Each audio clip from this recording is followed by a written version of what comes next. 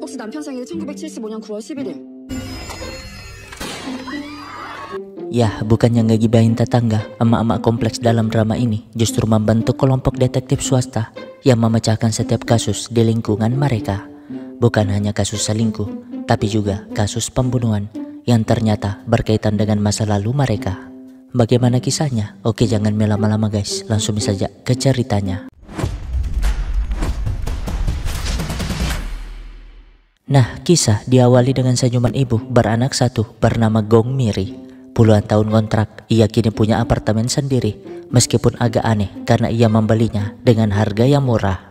Pokoknya, ia tuh sangat bahagia karena kompleks apartemennya nampak elegan, dilengkapi parkiran luas dan satpam yang lumayan banyak. Sesampainya di sana, putrinya bernama Hyunji buru-buru ke sekolah, sementara suaminya bernama Park sibuk memindahkan barang. Gak berapa lama, kepala satpam bernama Kip datang menyapa, tapi ketika Miri memuji kompleks apartemen yang indah itu, 좋은 분들만 사시나 봐요. 예? ya, kompleks itu sebenarnya gak ada indah-indahnya. Selain parkiran amburadul, ada warga yang anjingnya suka berak sembarangan. Bahkan sebagian besar warga ngegibahin selingkuhan tetangga. Tapi Kim sih iya-iya aja, namanya menyambut penghuni baru. Ia harus menunjukkan bahwa tempat itu adalah kompleks terbaik. Masalahnya, belum sempat menikmati rumah baru, mertua dan ipar-iparnya malah datang. Ya, gimana Miri gak kesel kalau mereka tuh taunya cuma makan bagi ratu di sana. Dan suaminya malah meminta mereka untuk selalu datang bertamu. Gak hanya itu, mereka selalu menganggap rumah tersebut dibeli oleh si Park. Padahal kan, kalau bukan Miri yang mengatur keuangan, mana mungkin mereka bisa punya rumah. Bahkan protes sana sini, kalau bangunannya gak bagus lah, dijual murah karena ada sesuatu lah. Kan Miri yang awalnya ingin masak sup kepiting, jadi masak bubur kepiting. Dan itu malah dijadikan bahan oleh mereka untuk meledek Miri yang gak tahu masak. Nyinggung kalau wajar si Par gak terurus jika Miri masaknya seperti itu. Padahal mah Par sendiri yang suka pakai baju burik tersebut. Jadi saat Piala Dunia dulu, si Par nonton bola di kafe tempat Miri bekerja. Dan karena gak sengaja menyenggol, mereka pun bertengkar panjang. Namun Gol tiba-tiba menghentikan pertengkaran tersebut. Ya, cinta memang selalu datang di kondisi yang gak pernah diduga. Bahkan si Par yang awalnya butek di mata Miri, seketika menjadi sangat tampan. Jadilah mereka menikah, meskipun Miri sedikit menyesal akibat suami blow-onnya ini gak pernah membelanya di hadapan mertua dan iparnya. Dimana sekarang emosi Miri hampir saja meledak akibat mereka masih menyinggungnya. Pengennya sih menyemprot mereka pakai apar, tapi kan itu dosa, dan daripada emosi, ia memilih ke pasar. Namun mereka malah menitip buah yang banyak, membuat Miri emosi sepanjang jalan. Nah, sesampainya di pasar, emosinya mereda. Selain karena diskon yang banyak, ia juga bisa makan daging gratis tanpa diganggu para ratu yang tunggu di rumah itu. Di sana ada juga ibu bernama Kyungja, istri seorang polisi yang suka membantu orang lain. Sedangkan ibu kacamata ini bernama Jiun, yang niatnya bukan belanja tapi menjelekkan barang di pasar, biar orang-orang tuh pindah belanja di minimarketnya. Ya, dari ledakannya mereka adalah teman dekat. Sementara di depan, kurir wanita bernama Soe sibuk ngambil barang pesanan, tapi saat ingin keluar, lah entah ada masalah apa, ibu bernama Choi menyuruh semua pria keluar, sedangkan yang wanita harus jadi sandranya. Nah, setelah para wanita berkumpul di tengah, Choi pun berkata kalau pasti ada salah satu dari mereka yang tahu mengapa ia melakukan itu. Membuat Miri langsung ngerti kalau itu masalah perselingkuhan.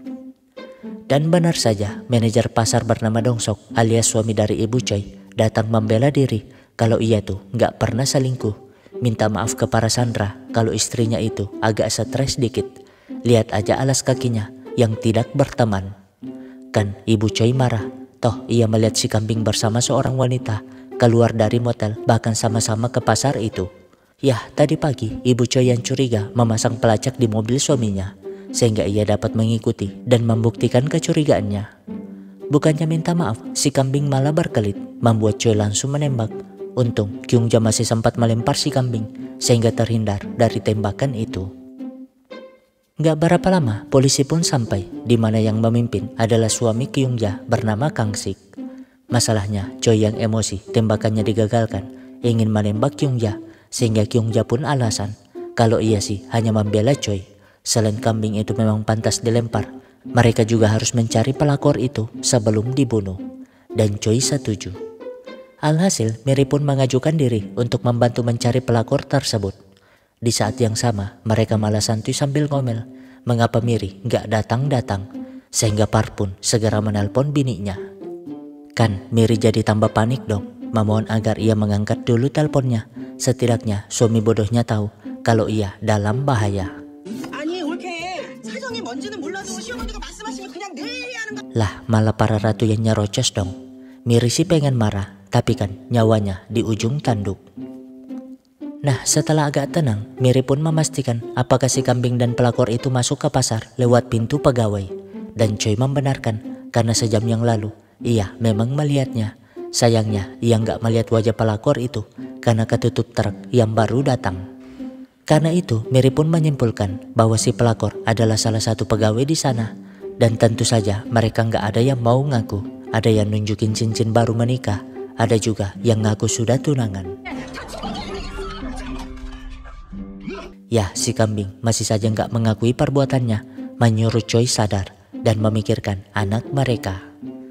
Jelas dong Choi nggak terima bagaimana mungkin tukang selingkuh ini menyebut nama anaknya. Padahal perselingkuhan itu terungkap saat si kambing membawa anaknya jalan-jalan. Jadi 5 hari yang lalu kambing ini membawa putranya ke taman bermain. Tapi bukannya menemani, ia malah meninggalkannya main sendiri di sana. Sedangkan dirinya malah asik selingkuh. Membuat putranya sangat terkejut, apalagi ayahnya menghilang bersama wanita itu. Ia pun segera mencarinya, tapi malah kecelakaan. Alhasil sang ibu dengan sedihnya ke rumah sakit, apalagi anaknya menceritakan apa yang dilihatnya. Nah bukannya takut, emak-emak di sana justru mendukung ibu Choi, bahkan menghajar si kambing yang pantas digituin. Tapi ibu Choi menghentikannya karena hanya ia yang harus menghukum kambing laknat itu. Tiba-tiba seorang sandera menuduh salah satu pegawai karena tadi tuh ia sempat melihatnya dekat dengan si kambing. Padahal kan tadi pegawai ini hanya cari muka biar cepat naik jabatan. Lah bukannya mengungkap pelakor, mereka malah membongkar aib masing-masing. Dan situasi panas itu membuat Choi hampir saja menembak. Untung si Miri segera menghalangi karena ia sudah tahu siapa pelakornya, yang gak lain adalah pegawai yang paling ujung. Di saat yang sama Yunji pun pulang sekolah, tapi betapa terkejutnya mereka ketika mendengar pengumuman terkait apa yang terjadi di pasar. Segera bergegas, begitupun warga lain yang keluarganya ada di sana. Nah Miri pun menjelaskan kalau saat Choi mengancam yang lain, si kambing tidak bertindak sampai si Choi mengarahkan senjata ke pelakor ini. Dan untuk membuktikannya Miri pun meminta ponsel mereka. Awalnya Miri nggak menemukan chat aneh, tapi saat membuka IG mereka Miri menemukan kecocokan. 혹시 남편 생일 1975년 9월 11일. Ya mereka saling memberi kado ultah dalam bentuk kode ulang tahun, tapi malah dipost pada tanggal yang sama. Dan karena mereka masih berkelit, Miri pun menunjukkan postingan di mana si pelakor memotret makanan mewahnya, tapi nggak sadar kalau wajah si kambing pantul di sendok. Nah di luar Kang Sik malah mengumumkan ancaman bahwa tempat itu sudah dikepung, meminta ibu Choi menyerahkan diri. Kan emak-emak yang penasaran dengan kelanjutan dramanya gak membiarkan polisi masuk, di mana Kyungja yang ternyata sangat kuat mendorong kulkas barat itu sendirian untuk menghalangi pintu masuknya. Membuat Kang Sik gak bisa apa-apa karena ia tahu betul kalau itu ulah bininya. Nah karena mereka masih saja berkelit, Miri pun mencoba menyium aroma mereka yang sama persis. Di mana Sohee teringat saat mengantar pesanan di motel dekat sana. Motelnya memang pakai sampo merek tersebut. Ia bahkan mengingat plat mobil si kambing yang selalu parkir di depan motel. Ya sebagai kurir, daya ingat dan observasi Sohee sangatlah kuat. Tapi karena si pelakor masih gak mau ngaku, Miri pun terpaksa membongkar chatan mereka yang disembunyikan di dalam chat aplikasi belanja. Gak hanya chatan mesra, si kambing juga selalu ngirim uang dalam jumlah besar, bahkan membelikannya hadiah mewah. Tapi kenapa Miri bisa tahu? Ya saat belanja tadi Miri sempat bingung mengapa si kambing itu senyum-senyum memandangi ponselnya, dan kecurigaannya terbukti ketika membaca chatan tersebut. Jadinya mereka pun memohon ampun, tapi Choi nggak peduli, langsung menembaknya. Namun ya, Kyungja bertindak cepat, bahkan memberi pukulan terakhir buat pelakor itu. Gak berapa lama, polisi pun berhasil masuk lewat pintu belakang. Namun Choi malah ingin mengakhiri hidupnya sendiri, merasa kalau ia sudah gak punya harapan hidup lagi. Toh ia gak ingin anaknya melanjutkan hidup sebagai anak seorang kriminal. Membuat semuanya panik, karena emak-emak di sana ngerti betul penderitaan seorang istri seperti ibu Choi. Beruntung Kang Sik menembak ke atas bersama dengan Kyungja yang segera merebut senjata itu, membuat Choi akhirnya tertunduk lesu. Dengan begitu semuanya pun selamat, namun Jiun segera memberi ponsel si Choi.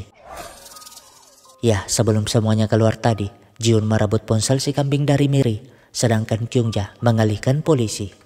Sehingga Jiun dan Soe segera membuka mobile banking si kambing untuk mengirim semua uang kepada ibu Choi.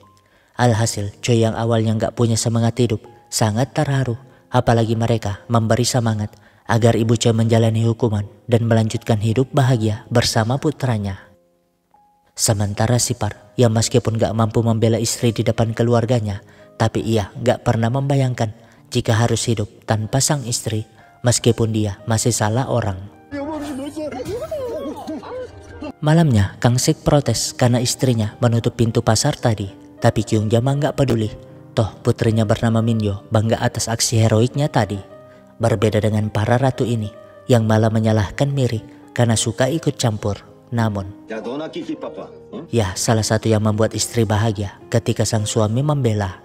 Namun tiba-tiba media memberitakan kalau seorang gadis SMA yang menghilang beberapa hari lalu ditemukan tidak bernyawa.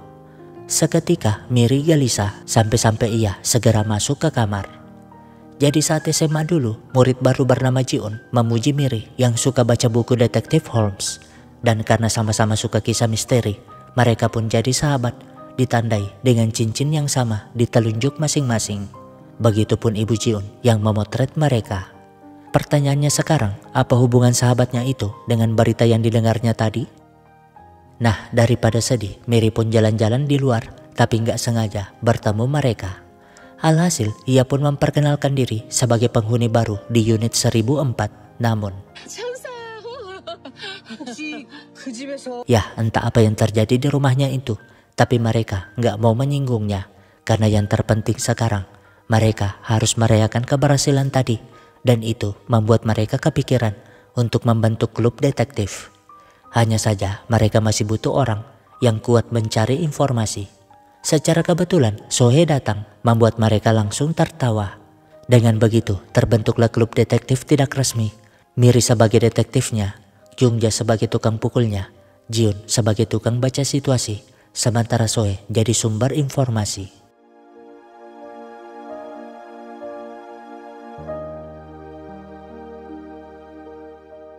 Nah, sebelum lanjut, kita kembali ke kisah tukang pukul Kyungja yang dulunya adalah seorang polisi, bahkan lebih senior dari Kang Sik.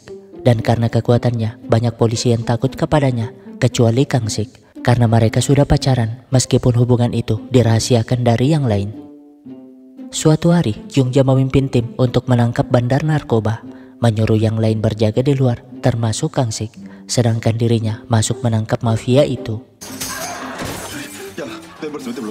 Ya, meskipun wanita, nggak ada penjahat yang pernah mengalahkannya. Sialnya, ketika yang lain masuk menangkap, bosnya malah kabur, sehingga Kyungja pun segera mengejarnya. Namun di luar, ia malah nggak sadar kalau penjahat itu mengincarnya dari belakang. Lalu seketika penjahat itu tewas, yang pasti Kang Sik akan dalam masalah. Namun Kyungja malah ingin ngaku kalau dialah yang menembaknya. Lagian kalau dipecat, Kang Sik lah yang akan menafkahinya. Jadilah mereka menikah, dan seperti sekarang Kang Sik menjalani karir sebagai polisi, sedangkan Kyungja merelakan karirnya dan jadi ibu rumah tangga yang setia membawakan bekal buat suaminya. Tapi ngomong-ngomong soal itu, Kang Sik pun bertanya. Ya, nggak dijawab sih, tapi dari wajahnya Kyungja sebenarnya masih ingin menjadi seorang polisi. Beralih ke Park yang meskipun badannya nggak kebentuk, tapi ia malah meniti karir sebagai pelatih di gym. Kan kliennya selalu memuji pelatih lain, sehingga ia yang tersinggung ingin membuktikan kalau ia tuh sangatlah kuat. Namun di saat yang sama, Ibu RT dipanggil Wati ngobel gak jelas akibat mobil merah ini lagi-lagi parkir sembarangan. Membuat Miri baru nyadar kalau kompleks itu punya banyak masalah. Nah, mereka pun ke tempat Jiun, di mana Sohee juga datang, sehingga mereka pun membahas masalah parkiran itu. Ya, sebagai kurir yang sering lewat parkiran, Sohee pun menjelaskan bahwa mobil merah itu memang selalu jadi iblis parkiran, di mana seminggu yang lalu tuh Musang tersebut parkir paralel, tapi mobilnya direm tangan, membuat Wati terlambat ke pernikahan anak pertamanya. Penjual sayur ini jadi nggak bisa berdagang, bahkan ada anak sakit yang terpaksa harus nunggu ambulans. Sohee sih pernah melihat Musang itu, yang badannya gempal, wajahnya sengak, serta tato di tangan macam preman, yang pasti semua warga takut menghadapinya. Malam pun tiba, Musang yang menganggap kalau tempat itu parkiran pribadinya segera melakukan sesuatu karena mobil Kyungja merebut tempatnya. Di mana paginya Kyungja terkejut dong melihat mobilnya penuh permen karet. Sialnya, Musang ini malah nggak ngaku dan pergi begitu saja. Untungnya Miri tersadar kalau permen karet khusus itu hanya dijual di toko Jiun. Dan memang benar, selain hanya Musang itu yang membeli permen karet semalam, Miri juga sempat melihat lidah si Musang dan pacarnya berwarna merah. Nah, untuk balas dendam, Kyungja pun cerita ke suaminya tentang apa yang terjadi. Setidaknya, Kang Sik menilang mobil pria itu. Tapi Kang Sik malah nggak peduli, alasan kalau ia sibuk menangani kasus lain. Membuat Kyungja kecewa, begitupun Miri, yang pusing melihat suaminya bau minuman. Yah, si Park lagi stres akibat nggak punya satupun klien. Karena itu, Miri pun ingin memeriksa dompetnya. Tapi selain uangnya kering, si kunyuk juga menghilangkan kartu ATM-nya. Jadinya Miri terpaksa ke parkiran mencari, dan dugaannya benar, kartu itu ada di mobil. Sialnya, si kunyuk parkir mobil di tempat si Musang, sehingga Musang yang datang bersama temannya lagi-lagi kesal. Ya, Musang dengan sengaja mepetin mobilnya, membuat Miri terjebak, mana ia gak bawa ponsel lagi. Gak berapa lama, Kim yang muncul segera menelpon si Musang, tapi jelas saja gak diangkat. Miri sih meminjam ponselnya buat nelpon suami, tapi orang yang gak bisa diharap ini malah ngorok. Begitupun putrinya yang udah tidur. Untung Kyungja dan Jiun yang bisa dihubungi segera membawakan selimut. Tapi masalahnya adalah Miri pengen berak. Lah, ini jelas masalah besar dong. Dan karena gak ada pilihan, Miri terpaksa berak di ember, di mana mereka malah nyanyi biar suara beraknya si Miri tersamarkan. Nah, karena Musang itu nggak muncul-muncul, Jiun pun mengirimkan video bagaimana Kyungja mengangkat mobilnya, membuat si Musang baru memindahkan mobilnya. Meskipun ngomel nggak jelas, tapi pastinya itu membuat Miri sangat dendam. Alhasil, besoknya mereka dengan sengaja bikin bazar di parkiran itu, tapi bukannya menyelesaikan masalah. Besoknya lagi, si Musang dan teman-temannya malah dengan sengaja parkir serong, membuat para warga semakin pusing. Karena itu, mereka pun mulai membahas lebih detail, di mana Sohee sebagai sumber informasi menjelaskan bahwa Musang itu benar-benar sampah kompleks. Suka pipis sembarangan sambil mabok, merokok di taman bermain anak, bahkan membuang sampah tanpa dipisah. Sehingga Sohee yang membantu Kim menemukan kartu namanya, dan akhirnya tahu kalau Musang itu adalah pemilik restoran ramai yang gak jauh dari sana. Besoknya, mereka yang dendam menempel banyak stiker di mobil itu. Yang pasti, itu membuat Musang semakin marah, terpaksa naik taksi ke restonya. Gak lupa menghalangi jalan keluar dengan mobilnya, membuat mereka akhirnya serius untuk berperang. Musang sendiri sampai di restonya, tapi ia langsung dicegat pegawainya. 근데 저희 지난달 알바비 언제쯤 받을 수 있을까요? Ya, meskipun restonya ramai, ia sengaja lambat bayar gaji saking pelitnya. Gak hanya itu, saat ada daging kadaluarsa, ia tetap memasaknya, bahkan sisa makanan pun dihidangkan ulang. Gak berapa lama, mereka pun datang, bukan ngajak berkelahi, tapi menunjukkan bukti. 저희 지난달 알바비 혹시 언제쯤 받을 수 있을까요? Ya, tadi mereka merekam pembicaraan si Musang, serta mengajak pegawainya kerja sama, sehingga Musang yang mencampur daging busuk dan makanan sisa dapat direkam sebagai bukti. Musang ini sih nggak peduli, tapi mereka sudah melaporkannya, di mana pengawas makanan yang datang langsung menyegelnya. Jadinya resto itu pun tutup, tapi bukannya bertobat, ia malah manggil teman premannya untuk balas dendam. Tapi tenang aja, mereka sudah membaca itu, di mana saat si Musang parkir, mereka pun langsung mengurungnya. 어떡하지? 자기가 어딘지 모르겠는데 내 옷에 주머니가 없어서. Musang ini sih nggak ambil pusing, toh temannya akan segera datang. Tapi kan mereka sudah menghalangi semua pintu masuk dengan mobil mogok, sehingga teman-temannya pun memilih pulang. Musang sih nggak nyerah, segera menghubungi pacarnya. Tapi pacarnya mah nggak peduli, karena hobinya cuma morotin pria berduit. Alhasil, Musang benar-benar terjebak di mobil, mana baterai mobilnya juga habis, membuatnya sangat kedinginan, nahan pipis dan berak. Di mana paginya, ia pun akhirnya minta maaf, berjanji gak akan mengulangi kesalahannya. 충분히 반성했죠? 남들한테 피해 주지 말고 잘하세요. Singkatnya, sambil menunggu restonya pulih, Musang pun menjadi juru parkir, memastikan gak ada lagi iblis parkiran sepertinya. Dan keberhasilan itu membuat warga berterima kasih kepada mereka, termasuk Wati sebagai ibu RT dan manajer apartemen dipanggil Udin. Hanya saja, 저 사람은 그 일 모르는 거죠? 그런 것 같기는 한데 ya memang ada insiden yang terjadi di rumah Miri, makanya dijual murah. Tapi Miri yang gak tahu itu malah teringat masa lalu penuh kenangan ketika ia sahabatan dengan Jiun, di mana suatu hari ada monyet gak jelas yang tiba-tiba telanjang di depan mereka. Jiun sih ketakutan, tapi tidak dengan Miri yang malah mengejarnya, di mana monyet itu sembunyi di sebuah pabrik logam. Alhasil, polisi yang kebetulan lewat memeriksanya, dan entah apa yang dibisikkan Miri, polisi pun berhasil menangkap pelakunya. Tentu saja Jiun bingung, sehingga 봐버리면 거기 딱 이 MP3만 하더라고. ya Miri yang melihat jelas anu si monyet, meminta polisi memeriksa kalau ukuran anunya sebesar MP3 kecil itu. Tapi apa sebenarnya yang terjadi di rumah itu? Ya, 3 bulan lalu nenek pemilik rumah yang tinggal sendiri ditemukan meninggal setelah terjatuh dari balkon. Dan Kangsik yang menyelidikinya menyimpulkan kalau korban meninggal bunuh diri akibat depresi setelah ditinggal mati putrinya. Buktinya, selain catatan perpisahan yang ditemukan di depan bingkai foto putrinya, korban juga punya banyak obat depresi dan hasil pemeriksaan di psikiater. Tapi faktanya, korban ternyata adalah ibunya si Jiun. Dan Miri nggak pernah tahu kalau rumah yang dibelinya itu adalah rumah ibu dari sahabatnya yang meninggal entah karena apa.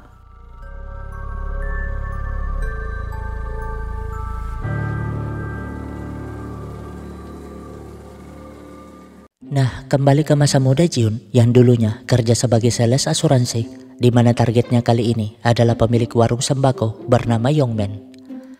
Masalahnya, Yongmen adalah orang yang pelit. Jangankan beli asuransi, permen di tokonya yang hilang aja bisa kepikiran sampai nggak tidur semalaman. Tapi Jiun nggak habis akal, selalu muncul di warungnya, termasuk ketika Yongmen ulang tahun. Tapi itu justru membuat Yongmen muak. Bagaimana bisa gadis ini tahu hari ultahnya? Ya, sebenarnya Jiun sempat melihat berkas Yongmen yang gagal di tangan rekannya. Makanya ia nggak nyerah, apalagi akhir-akhir ini tuh produk asuransinya nggak banyak yang laku. Sialnya, hujan malah turun, tapi manusia pelit ini malah memberikannya payung. Kan, Jiung seketika kagum, ternyata pelit-pelit begitu ada juga sisi baiknya. Nah, suatu malam Yongmen reuni bersama teman SMA-nya, tapi saat mau bayar makanan, Yongmen malah ingin bayar sendiri-sendiri. Kan, yang lain meledeknya sebagai pria pelit, jadi wajar gak pernah punya pacar sampai sekarang. Jadinya mereka pun bertengkar, apalagi si Gempal berkata kalau Yongmen punya pacar, iya pasti sudah punya 4. Namun, 그럼 어디 뒤져보세요. ya selain menyelamatkan Yongmen, Jiun juga menjadikan kesempatan itu untuk menjual asuransinya. Alhasil, selain Yongmen, yang lain pun membelinya, membuat Yongmen mulai jatuh cinta. Begitupun Jiun yang merasa kalau manusia pelit ini punya kebaikan yang gak dimiliki pria lain.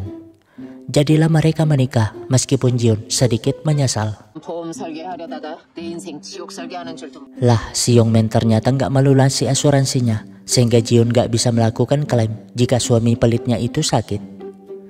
Tiba-tiba anak SMA bernama Minwo datang beli Indomie, tapi duitnya malah kurang. Namun Jiun gak masalah, selain sadar tangan Minwo terluka, ia juga tahu kalau ayah Minwo suka mabuk-mabukan. Nah, karena mereka penasaran, Jiun pun cerita kalau dulu ayah Minwo adalah pemilik travel sukses.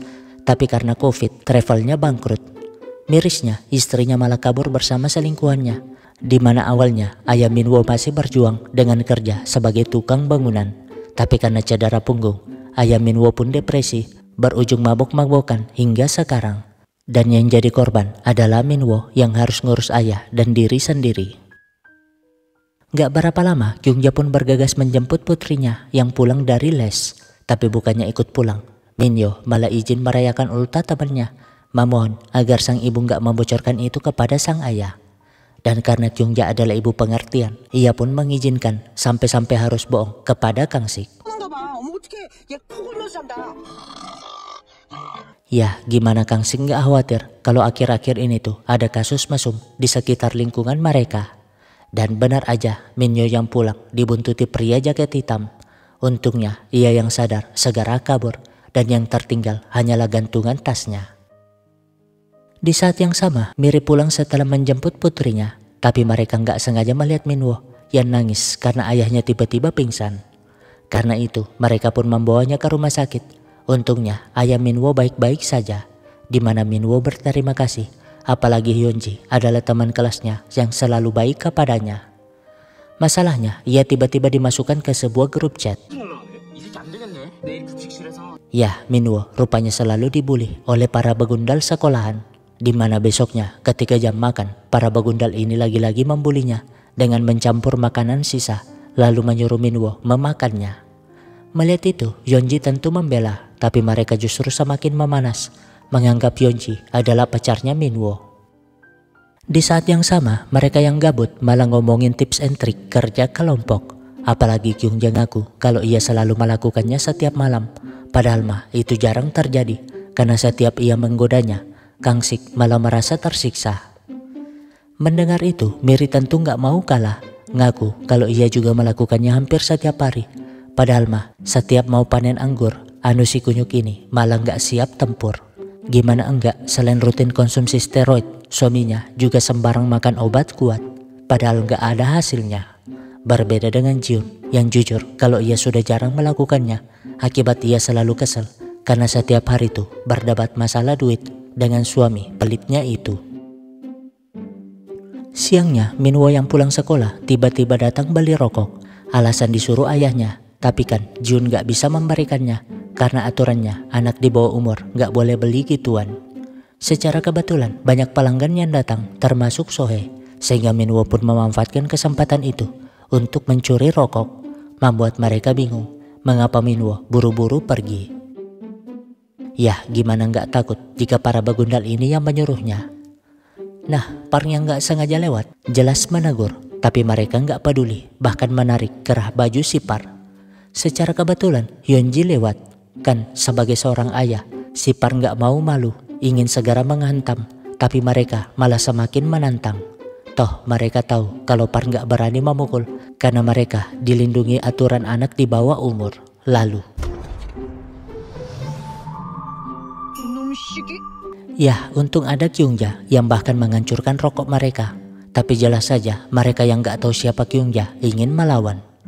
Tapi kan preman aja Kyungja kalahkan, apalagi cuma bocah yang masih belajar kencing ini. Dengan begitu mereka pun kabur, termasuk Minwo yang gak mau ketahuan mencuri. Namun ia malah lupa dengan tasnya, sehingga tahulah mereka kalau Minwo dibully setelah Hyunji menjelaskan semuanya. Malamnya si kunyuk ini malah nangis karena malu gak bisa melawan di depan putrinya tadi. Sehingga saat Miri masuk menggoda, ia malah pura-pura kecapean. Padahal tadi pagi, si kunyuk yang duluan ngajak panen anggur. Membuat jiwa Sparta si kunyuk semakin hancur.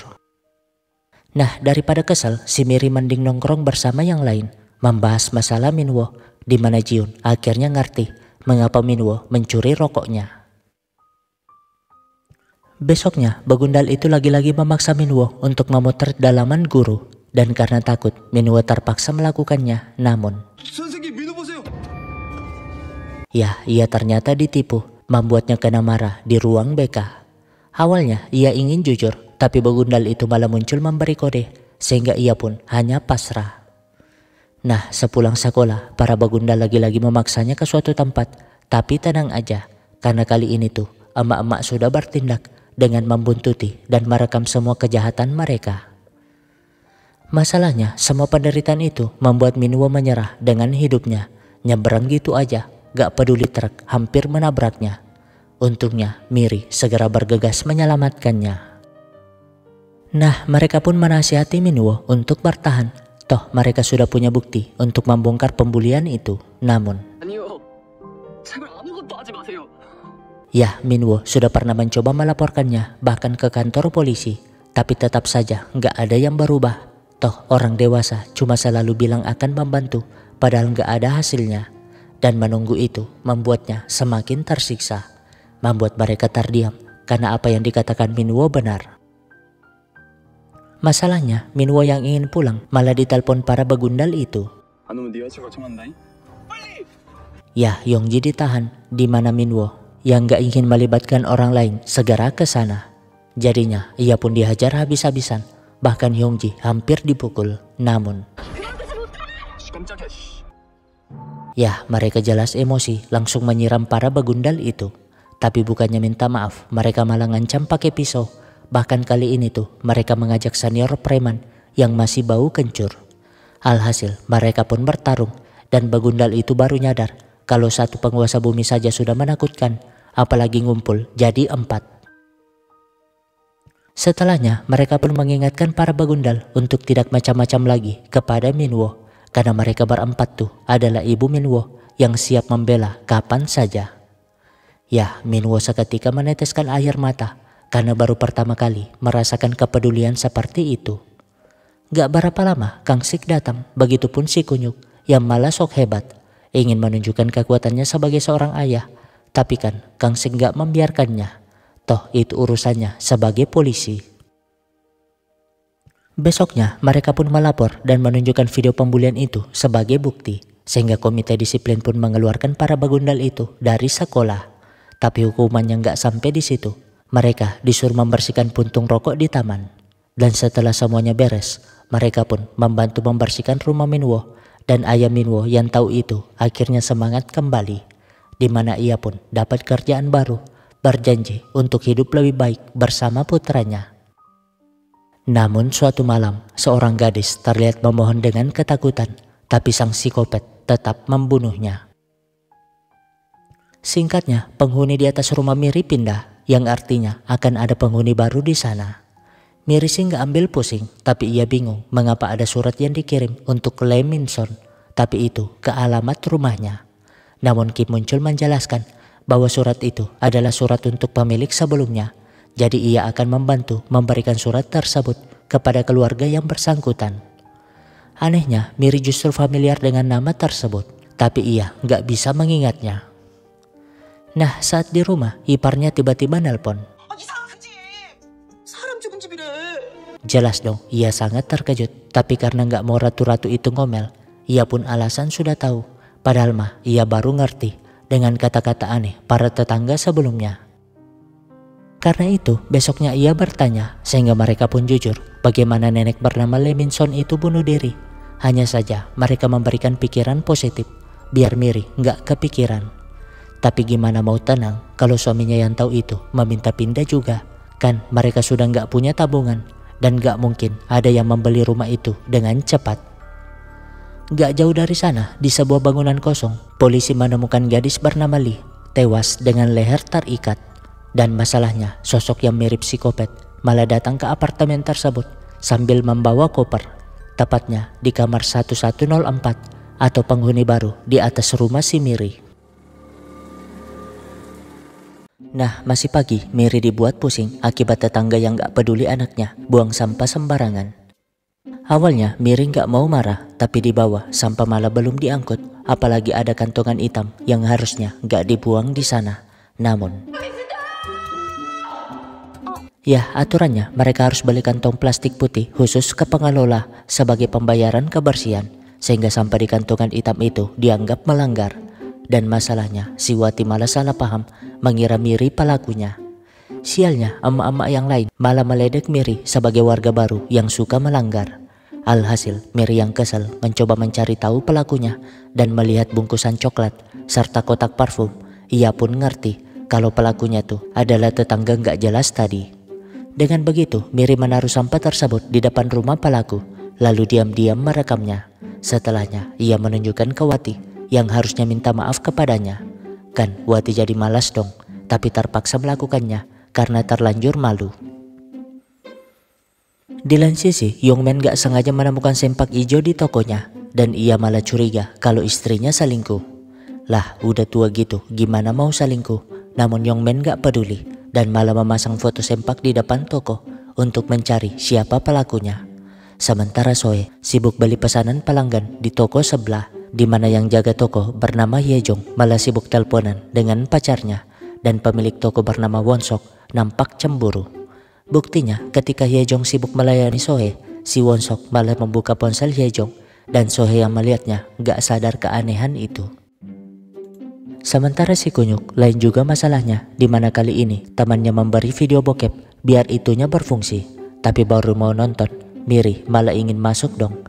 Kan ia panik macam kucing kesurupan, segera menyembunyikan laptopnya.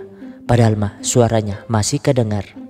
Jadinya ia ngomong gak jelas sambil menendang laptopnya, lalu mengajak Miri panen anggur.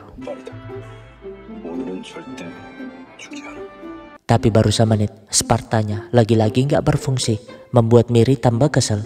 Dan si Kunyuk hanya bisa nangis di WC, meratapi nasibnya. Karena itu, ia pun periksa ke dokter, dan dugaannya benar, itunya gak berfungsi, karena terlalu banyak konsumsi steroid dan banyak pikiran. Masalahnya, dikasih obat 2x1, si Kunyuk ini malah langsung minum 4, gimana gak KO Spartanya. Di saat yang sama, seorang pria lagi-lagi membuang sampah gak jelas sehingga besoknya masalah terjadi. Sampah menumpuk dan baunya kemana-mana, membuat para warga pusing karena gak tahu mau buang sampah di mana lagi. Nah, sebagai ibu RT yang gak jelas kerjanya ini, Wati malah meminta bantuan Miri untuk mencari siapa pelaku yang suka buang sampah tanpa membayar itu. Alhasil, Miri pun membujuk mereka karena jika berhasil menangkap pelakunya, mereka akan dapat kantong sampah gratis selama 3 bulan. Dan Wati berjanji kalau kantong resmi itu hanya akan dijual di toko si Jion. Sementara untuk Kyungja, Wati berjanji akan memperkenalkan suami Kyungja kepada adiknya yang kerja sebagai polisi di Mabes. Mereka sih bingung mengapa Miri nggak dapat keuntungan, padahal mah Wati sudah membawa emak-emak kompleks untuk daftar nge-gym sebagai klien si Kunyuk. Alhasil, mereka pun mulai menyelidiki sampah ilegal itu, di mana pelakunya kebanyakan dari emak-emak yang meledek Miri kemarin. Malamnya, saat ngurus sampah tersisa, mereka malah penasaran dengan anak Wati bernama Taehun yang tampan itu.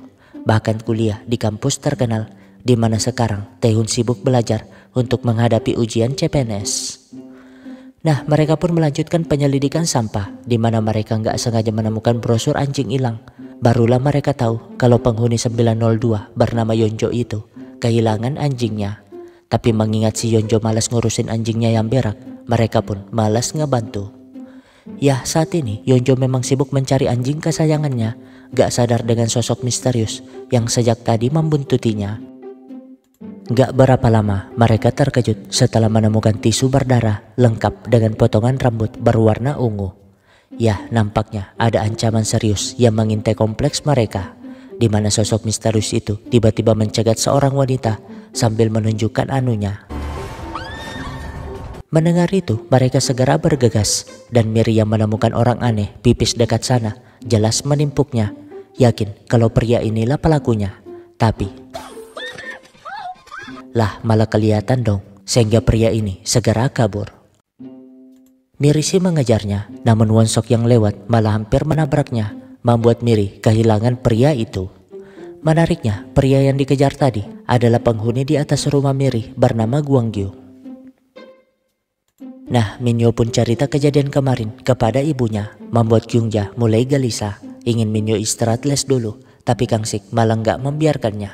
Toh mulai sekarang dialah yang akan menjemput Minyo setelah tahu kebohongan mereka kemarin.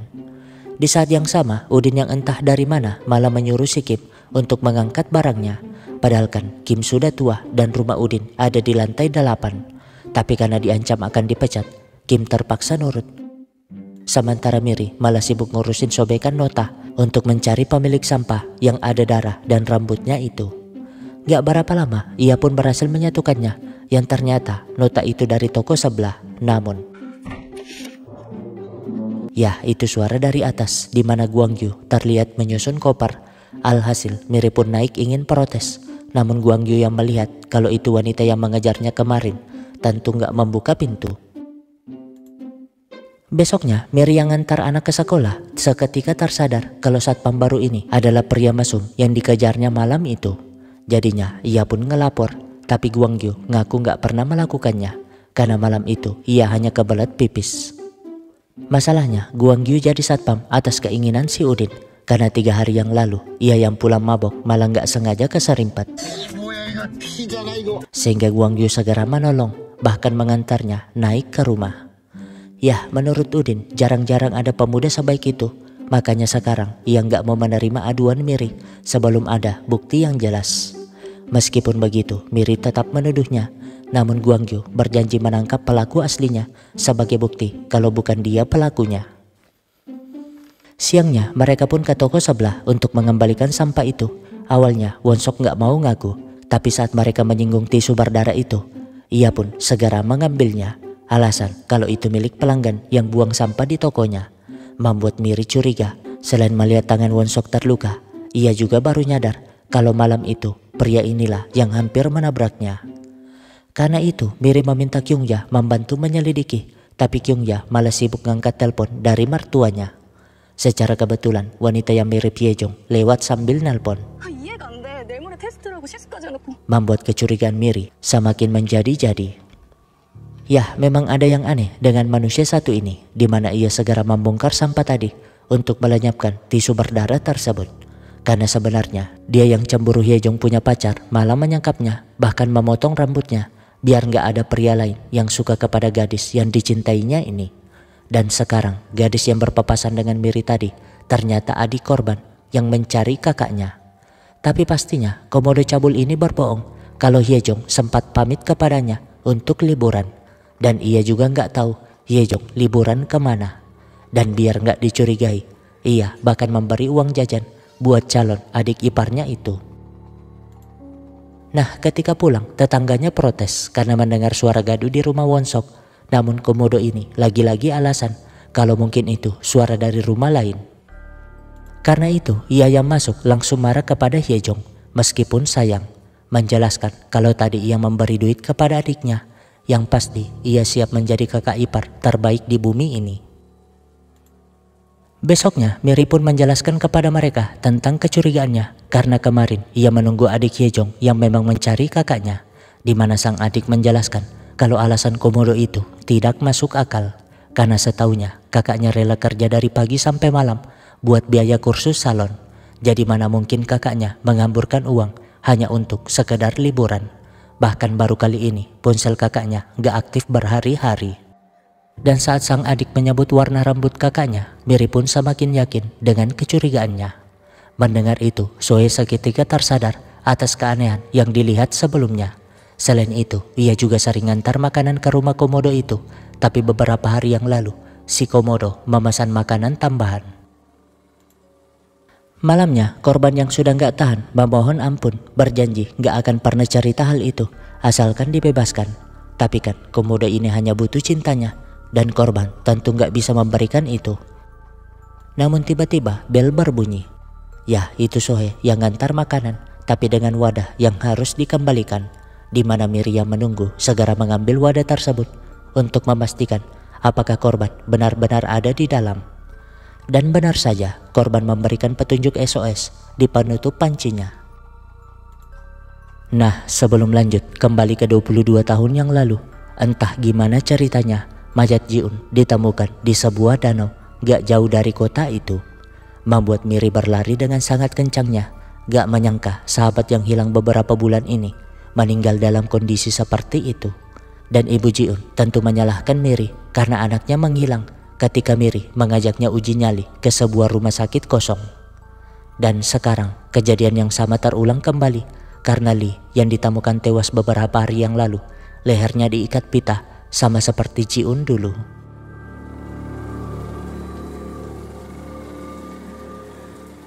Nah, sosok misterius masuk ke kamar Yeonju untuk mengambil fotonya.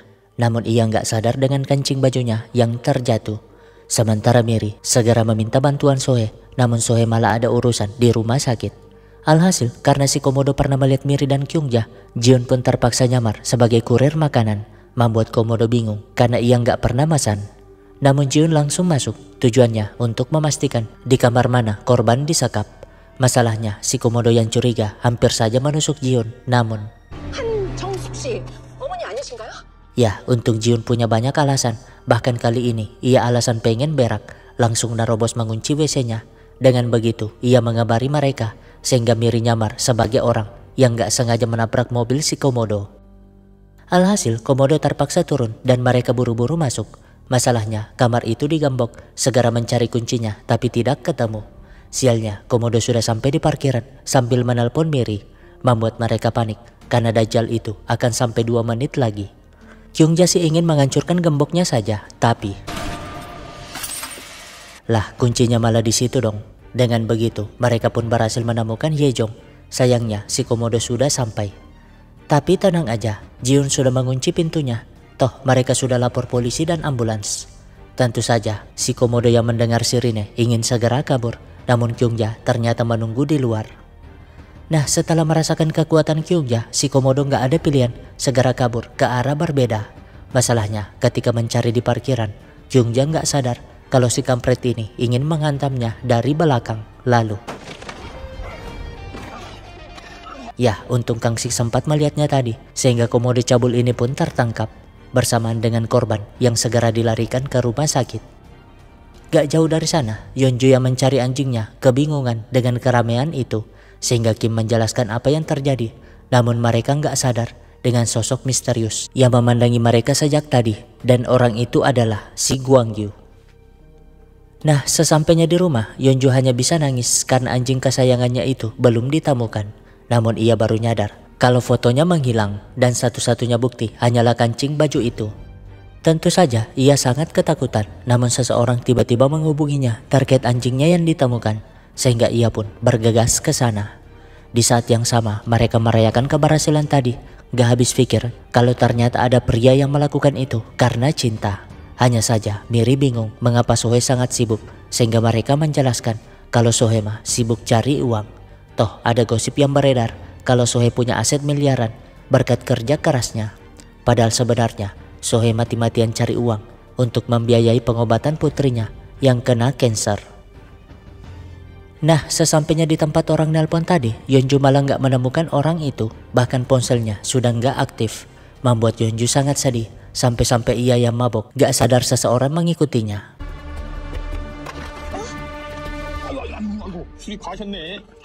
Ya, untung ada si Kim, sehingga orang itu hanya mengawasi dari jauh. Nah, karena Yeonju nangis lama di sana, Gwangyu tiba-tiba datang menghibur sambil mengantarnya pulang ke rumah. Sementara Kang Sik segera membereskan laporan kasus tadi. Namun anak buahnya tiba-tiba bertanya, bagaimana bisa Kyungja tahu kalau ada penyekapan di sana.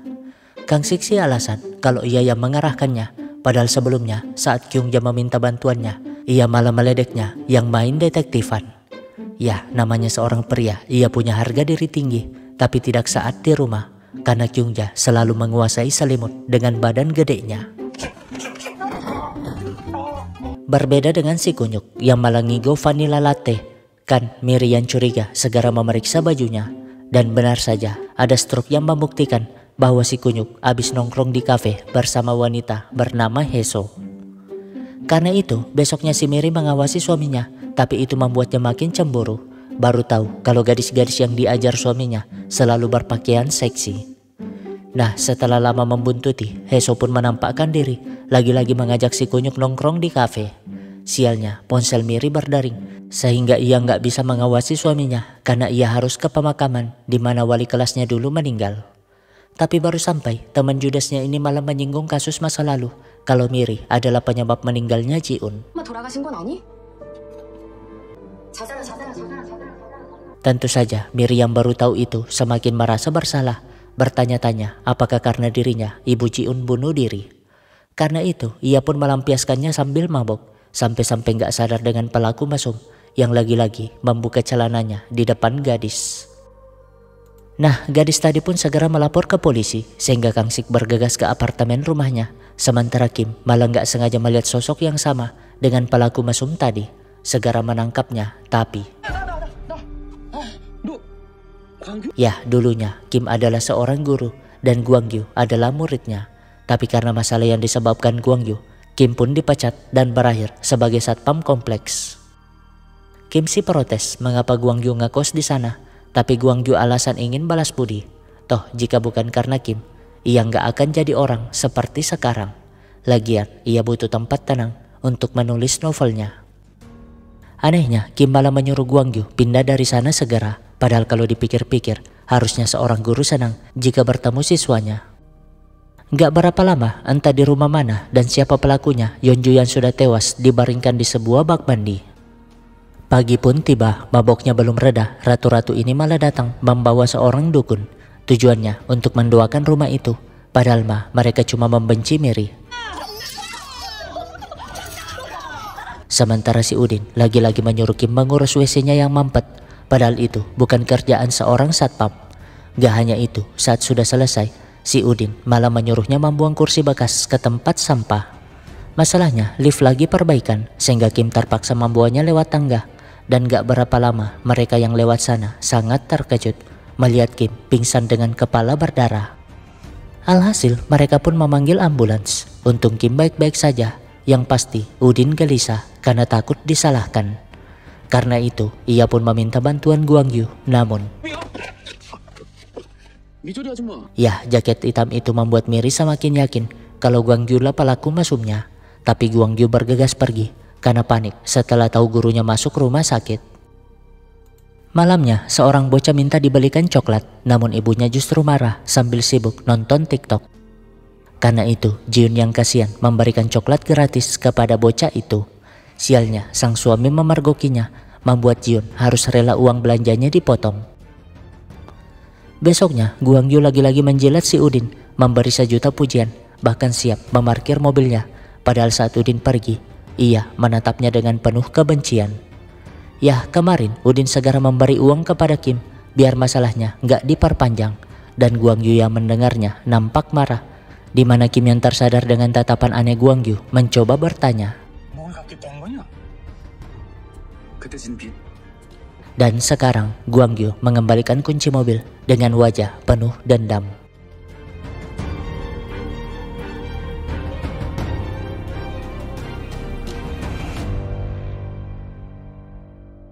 Nah, suatu hari Guang Yu mengejar berandal yang mencopet ponsel Minyo, membuat Minyo seketika jatuh cinta. Miri sejak tadi mengawasi, tapi ia malah ketahuan di mana Guang Yu ingin membantunya ngantar belanjaan. Namun sepeda malah hampir menabraknya, membuat belanjaan terlepas lalu. Jadinya Miri mual ketika mencium bau telur. Tapi ngomong-ngomong soal Guang Yu, Jiun merasa ada yang aneh karena rumah yang disewa itu adalah milik si Udin. Dan Guang Yu rela menyewanya dengan harga mahal. Artinya Guang Yu memang ada tujuan ngekos di sana.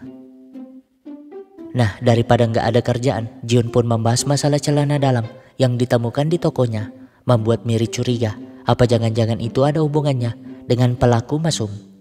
Kyung Jae menjelaskan bahwa polisi sedang mencari pelaku yang dijuluki tikus kecil. Kan si Miri bingung karena seingatnya si Guang Yu yang dilihat malam itu agak besar. Ya, bukan Guang Yu pelakunya, dimana saat si tikus melakukan aksinya, Guang Yu yang berjaga segera mengejarnya. Sialnya ia kehilangan jejak. Gak berapa lama Sohee muncul bawa pesanan di mana ia naik lift bersama Udin dan Taehoon. Namun Udin malah diam-diam melihat belakang Sohee. Tapi karena Taehoon mengawasi, Udin segera mengalihkan pandangan.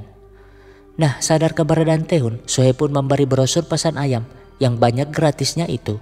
Dan Taehoon hanya tersenyum karena ia memang gak pernah punya pacar saking sibuknya belajar. Nah, Sohee yang ngantar pesanan di sana bingung melihat rumah 902 yang paketnya berserakan di luar, menganggap kalau Yeonju cuma pergi liburan. Anehnya, Guang Yu nampak sibuk mendengar berita pembunuhan gadis bernama Lee itu, yang ternyata seorang kasir di kafe. Ya, memang ada yang aneh dengan orang satu ini. Lihat aja wajahnya yang sok serius menyimpul pita macam pembunuh berantai itu. Apa jangan-jangan dialah pembunuh berantainya? Hanya saja berita itu membuat Miri shock berat akibat mengingat bagaimana sahabatnya tewas di tangan sang psikopat. Menariknya lagi, Guangyu diam-diam mengambil surat yang ditujukan buat Ibu Jiun. Tiba-tiba si Udin nelpon, lagi-lagi menyuruhnya antar paket ke depan kamarnya, membuatnya mulai kesal mengapa juga ia dijadikan pesuruh. Malamnya bocah itu lagi-lagi datang beli Indomie, tapi uangnya nggak cukup sehingga Jiun memberinya gratis, termasuk coklatnya. Yah, dari tatapannya nampaknya ada masa lalu tragis terkait anak kecil di kehidupan Jiun. Sementara Udin tiba-tiba marah di ruang satpam akibat paket yang diantar Guangyu menghilang. Membuat Guangyu bingung karena jelas-jelas ia menaruh paket itu di depan rumah si Udin. Jadinya mereka pun mencari ke sana kemari tapi nggak ditemukan. Hal itu membuat Udin pusing, apalagi istrinya tiba-tiba nelpon. Yah, istrinya yang seorang dosen inilah yang punya banyak apartemen di sana.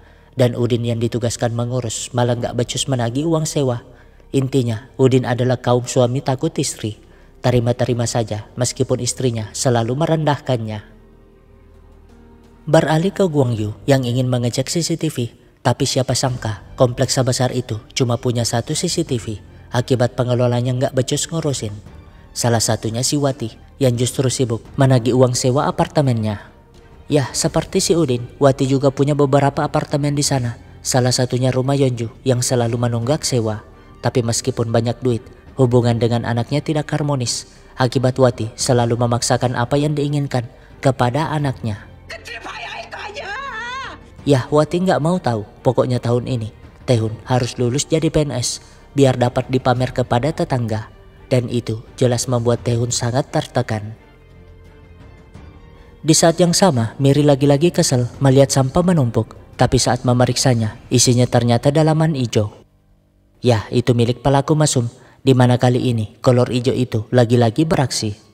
Beruntung, Kyung Jaya mendengar segera menemui korban yang hanya bisa nangis setelah kolor ijonya pergi. Karena itu, Kyung Ya pun segera mencari, tapi yang ditemukannya cuma dalaman ijo tergantung di pohon, sama persis dengan dalaman yang ditemukan di toko Jiun. Karena itu mereka pun melaporkannya. Untung satu-satunya CCTV ada di depan tempat sampah. Tapi sayang pelakunya pakai jas hujan. Namun dari jalannya nampaknya dia seorang wanita.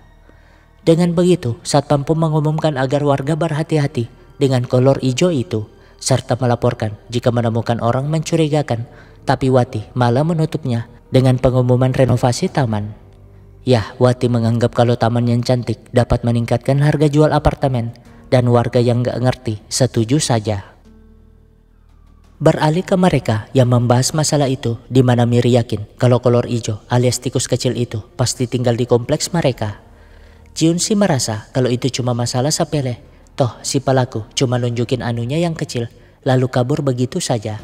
Namun Miri menjelaskan bahwa gangguan seperti itu justru dapat memicu dorongan untuk membunuh. Yah, bayangkan jika saat pelaku melakukan aksinya dan korbannya biasa saja, gangguan dalam diri si pelaku bisa saja terpancing dan membuatnya menggila. Masalahnya, selain gak ada CCTV di sana, mereka juga bingung mengapa pelaku membuang dalamannya. Membuat Miri tersadar bahwa pelaku pasti tahu seluk-beluk kompleks sehingga melakukan aksi di tempat yang gak ada CCTV-nya. Malamnya, bocah itu lagi-lagi ingin beli coklat dengan uang yang tak cukup. Membuat Jiun sedih mengapa ada orang tua yang membiarkan anaknya belanja sendirian. Yah, kedua ortu bocah ini sibuk kerja sampai malam, di mana Jiun segera mengantarnya pulang. Dan sang bocah akhirnya memperkenalkan diri, membuat Jiun semakin sedih karena itu mengingatkannya dengan putrinya.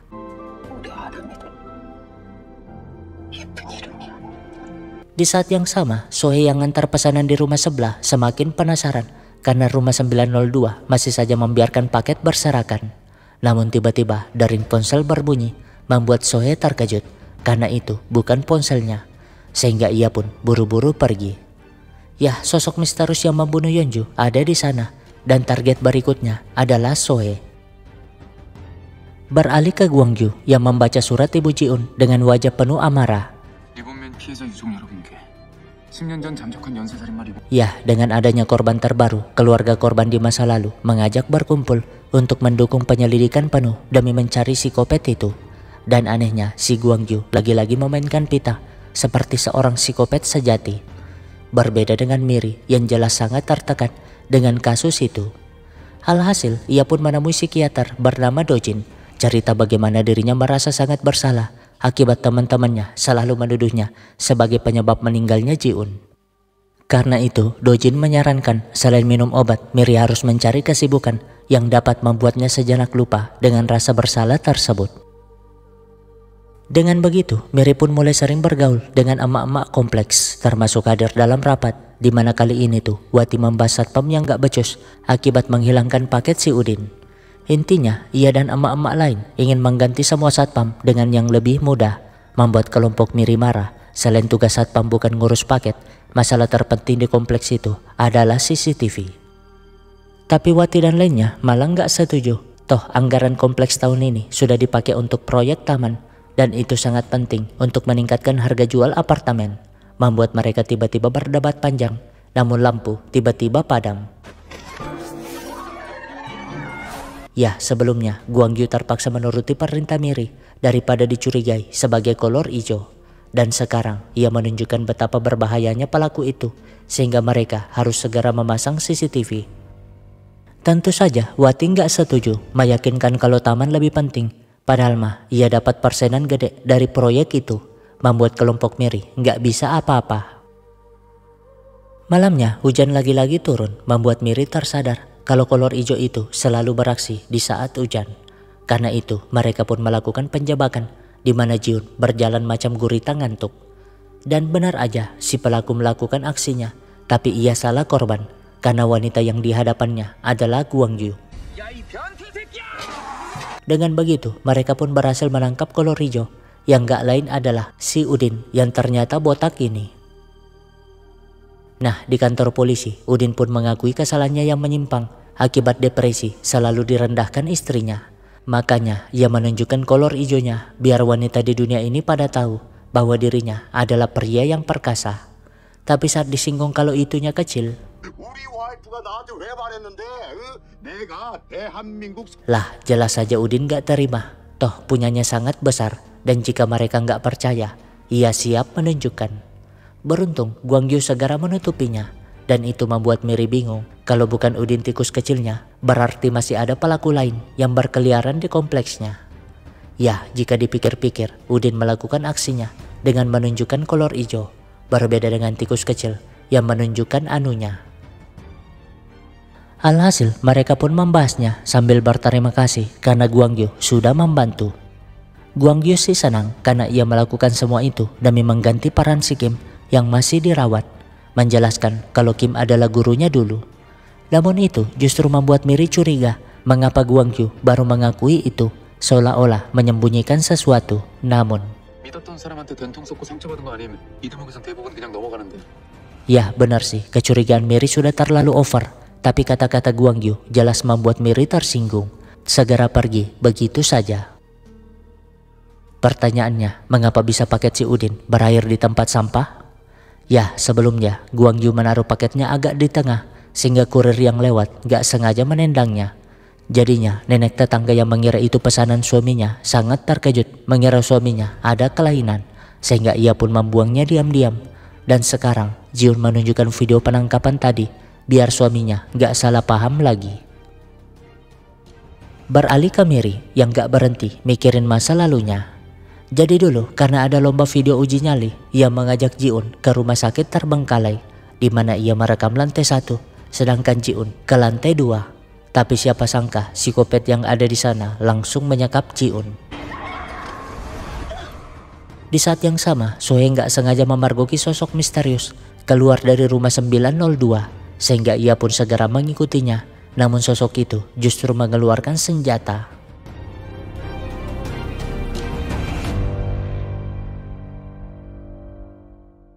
Nah, Soe yang panik ingin segera kabur, lalu ya entah mengapa Guangyu selalu muncul di saat yang tepat, ngaku sedang membersihkan stiker dinding, dan anehnya sosok misterius tadi sudah menghilang. Karena itu Soe pun dapat pergi dengan tenang. Tapi melihat kucing kesayangan di sana, ia pun segera memberinya makan. Gak sadar dengan sosok misterius itu yang memperhatikannya sambil memegang pisau.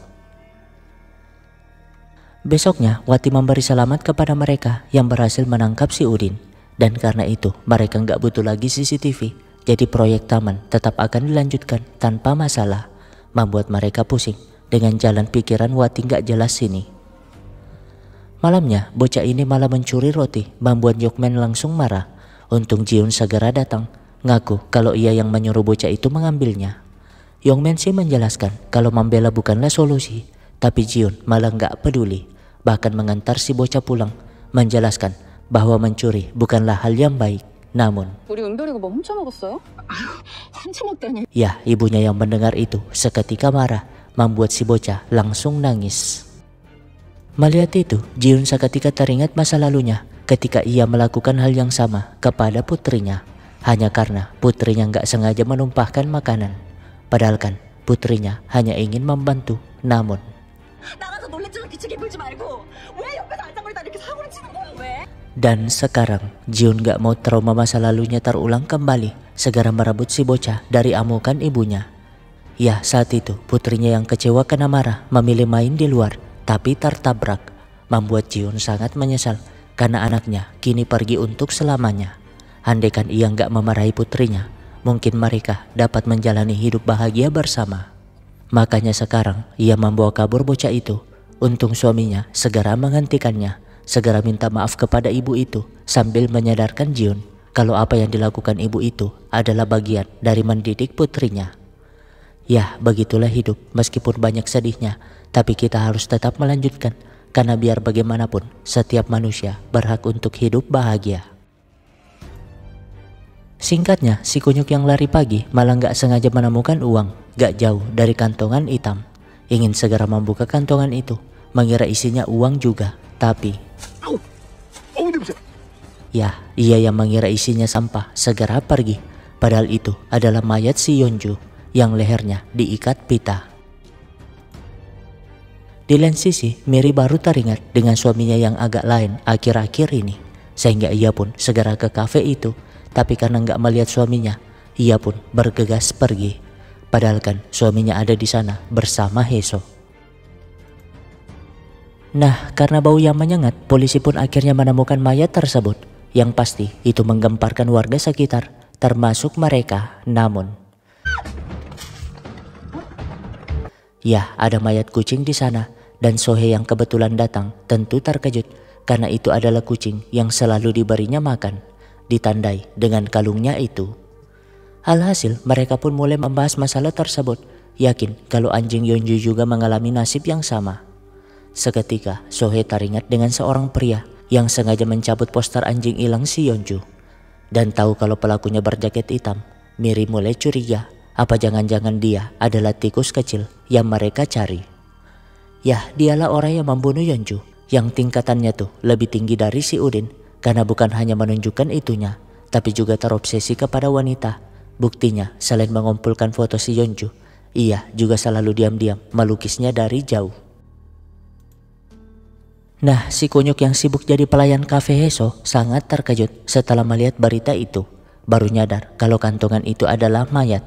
Berbeda dengan Miri yang shock berat setelah tahu leher mayat yang baru ditemukan diikat pakai pita, sama seperti Jiun dulu. Namun tiba-tiba teman Judasnya nelpon mengajaknya bertemu, di mana besoknya si Judas ini minta maaf atas tuduhannya selama ini.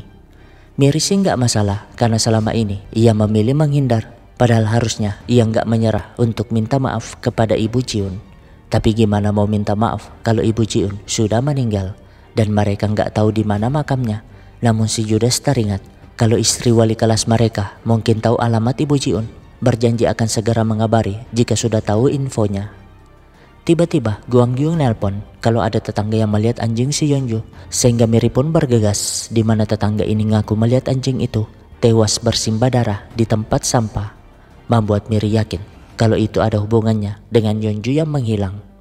Ya, mereka belum tahu kalau mayat yang baru ditemukan adalah Yeonju karena polisi juga masih berusaha mengidentifikasinya. Tapi anehnya, Guang Gyu menatapnya dengan sangat tajam. Beralih ke polisi yang merapatkan kasus itu, di mana simpul pita di korban masa lalu sama dengan dua korban yang ditemukan sekarang. Ya, setelah Ji-un sebagai korban pertama, psikopat membunuh 4 wanita dengan cara yang sama. Tapi karena jenis pitanya berbeda dari sekarang, ada kemungkinan pelakunya kali ini hanyalah meniru psikopat aslinya. Malamnya, Miri pun menjelaskan ke Sohe atas kematian anjing itu, ingin meminta bantuannya. Tapi Sohe tiba-tiba menerima pesanan. Alhasil, ia pun pamit pergi sambil memberi ayam gratis. Siapa tahu nanti ia butuh bantuan Miri juga. Nah, saat ingin naik lift, Miri nggak sengaja bertemu tetangga bernama Yon. Karena itu, Miri pun mengajaknya makan ayam bersama, apalagi tahu kalau nenek ini lagi ulang tahun. Yon sih berterima kasih, ternyata Miri juga sangat baik, seperti penghuni sebelumnya. Menjelaskan kalau mereka sama-sama lansia, bahkan hidup seperti saudara. Di lain sisi, Sohe yang gak sengaja melihat Tae-hun segera memberinya ayam gratis. Tapi 아니요. seketika tubuh Sohe membeku saking takutnya. Sama seperti Miri dulu, di mana ia yang ingin menyelamatkan Ji-un malah diancam oleh psikopat untuk tidak masuk dan melihat wajahnya. Kalau tidak, mereka berdua akan dibunuh. Ji-un sih berusaha minta tolong, tapi karena takut, Miri pun terpaksa pergi. Dan itulah yang membuatnya merasa bersalah sampai sekarang. Singkatnya, si Judas mengabari Miri kalau istri wali kelas gak tahu alamat rumah ibu Ji-un, tapi punya nomor telepon orang yang sangat dekat dengan yang bersangkutan. Sehingga Miri pun segera menelponnya. Ya, orang yang dimaksud adalah nenek Yon, tapi karena lagi menjemur, ia gak tahu kalau Miri menelponnya. Sementara polisi baru tahu kalau mayat yang ditemukan kemarin adalah Yeonju. Alhasil kompleks mereka pun jadi TKP. Tapi bukannya sedih, emak-emak ini malah protes, karena itu akan membuat harga apartemen mereka turun. Seketika Miri marah gak terima korban digituin, membuat mereka akhirnya tarik rambut. Sama seperti dulu ketika Ji-un meninggal, temannya malah ngegosip kalau Ji-un suka menggoda pria. Sehingga Miri pun menghantam mereka. Dan sekarang emak-emak ini berakhir dengan hidung berdarah. Nah, Miri pun pulang menenangkan diri sambil memeriksa kasusnya. Teringat saat dulu ketika jadi saksi, ia merasa ada yang aneh karena nggak ditemukan gunting kuning di TKP. Padahal sebelum ke rumah sakit itu, mereka membeli pita dan gunting. Di saat yang sama, pelaku mulai melancarkan aksinya dengan menyediakan obat bius, lalu memesan ayam di tempat Sohe. Gak berapa lama, Sohe pun sampai, namun teringat keanehan Tae-hun tadi. Ia pun ingin menghubungi Miri, tapi Miri malah gak ngangkat teleponnya. Alhasil, Sohe pun segera mengantar pesanan ayam tersebut sambil berusaha menelpon Miri. Namun, ya, pelaku langsung membiusnya, membuat Sohe gak berdaya. Untungnya, pelaku gak sadar dengan gelang Sohe yang terjatuh. Sejam kemudian, Miri terbangun dari mimpi buruknya setelah ditelepon pihak rumah sakit, membuatnya bingung. Tapi tahu apa yang terjadi, ia pun bergegas ke sana. Ya, anak Sohe tiba-tiba kritis, dan karena nomor Sohe nggak aktif, pihak rumah sakit terpaksa menghubungi Miri, di mana Miri yang baru tahu itu akhirnya ngerti mengapa selama ini Sohe bekerja keras. Masalahnya sekarang fungsi jantung Yuli menurun drastis dan harus segera dipasangkan mesin ECMO. Tapi itu nggak dapat dilakukan tanpa persetujuan wali pasien karena sangat beresiko. Alhasil, Miri pun berusaha mencari Sohe, tapi nggak ditemukan dimanapun, termasuk di kosan kecilnya. Di lain sisi, Gwangju menjenguk si Kim sambil memberikan pizza kesukaan. Teringat saat mereka makan pizza bersama dulu, dan itu jadi hari terakhir mereka bertemu, karena Kim harus pergi setelah dipecat sebagai guru. Nah, karena Kim gak mau makan, pasien sebelahnya pun ingin memakan pizzanya, tapi malah kesulitan membuka pitanya. Dan anehnya, raut wajah si Kim seketika berubah, seolah-olah tersadar sesuatu. Beralih ke Miri yang mendapat kabar dari bos ayam kalau Sohe terakhir mengantar pesanan di kamar 406.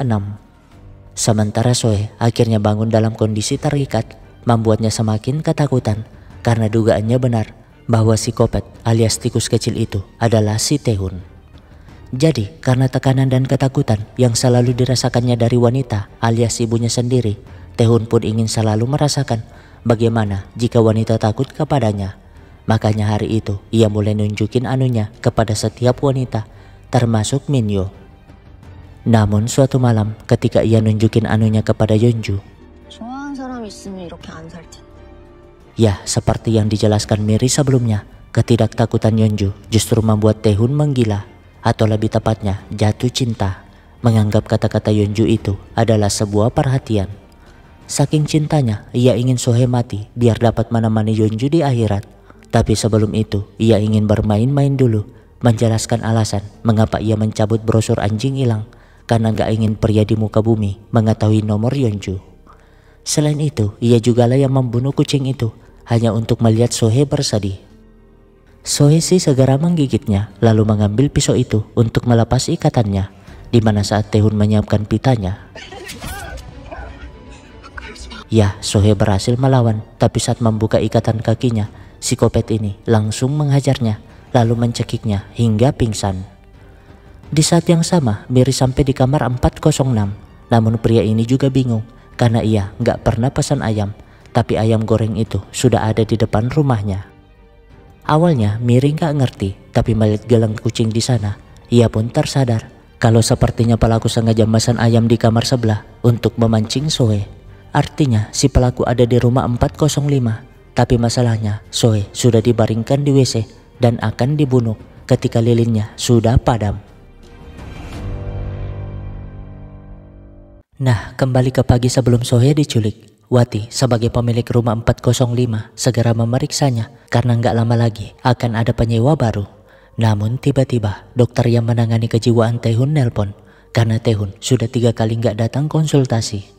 Alhasil Wati pun segera memeriksa kamar anaknya, membuatnya terkejut karena menemukan banyak foto Yeonju, termasuk lukisannya, membuatnya sangat panik, segera menelpon anaknya. Tapi sampai sore ponsel anaknya gak kunjung aktif. Ya gimana mau aktif kalau psikopat itu sibuk memandangi Sohee yang pingsan di kamar mandi. Nah 12 jam setelah Sohee menghilang, Jiun ingin lapor polisi, tapi Kyungja menghentikan. Selain gak ada bukti, polisi juga gak akan bergerak sebelum orang dewasa hilangnya dalam 24 jam. Karena itu mereka pun melakukan penyelidikan, siapa tahu ada saksi yang melihat. Nah, bocah ini sempat melihat Batman malam itu sedang membawa motor Sohee. Ya, itu psikopat yang memindahkan motornya biar Sohee gak dicari di sana. Sementara satpam ini menjelaskan kalau pagi tadi polisi mendatangi rumah Wati karena nomor Taehoon tercatat menelpon Yeonju sebelum Yeonju menghilang. Namun Wati yang melindungi anaknya malah berbohong bahwa ia kehilangan ponsel, sehingga memakai ponsel anaknya untuk menagih uang sewa Yeonju. Dan karena polisi masih mencurigai Taehoon, jadi semalam Taehoon sebenarnya sempat pulang, terkejut melihat foto dan lukisan Yeonju sudah disobek. Namun Wati tiba-tiba muncul macam orang gila, memberikan tiket ke Amerika, bahkan memaksa Taehoon meminum obatnya. Tapi karena Taehoon merobeknya, ia pun menjatuhkan gelas itu. Ya, Taehoon sangat takut kepada ibunya, dan itulah yang membuat kejiwaannya terganggu. Meskipun begitu, ia memohon agar barang di kotak itu diberikan kepadanya. Namun Wati nggak peduli, bahkan berjalan di atas pecahan gelas itu. Kembali ke sekarang, suara bel berbunyi sehingga Sohee terbangun mencoba berteriak. Tentu saja psikopat ini segera membekapnya sambil menjelaskan kalau ia sudah memasang peredam di rumah itu. Ya, Miri yang curiga dengan rumah tersebut mencoba menekan belnya. Namun Kyungja tiba-tiba mengabari bahwa polisi sudah menemukan pelaku yang membunuh Yeonju. Jadi harusnya Sohee sudah aman. Ya, sekarang polisi menggeledah kosan Gwangyu, membuat Gwangyu hanya bisa terdiam saat polisi membuka kopernya. Karena isi koper itu adalah semua tentang kasus pembunuhan berantai, mulai dari pita sampai artikel pembunuhan, bahkan surat yang ditujukan untuk Ibu Jiun. Karena itu, Miri pun segera memastikannya agar dapat menyelamatkan Sohee. Namun,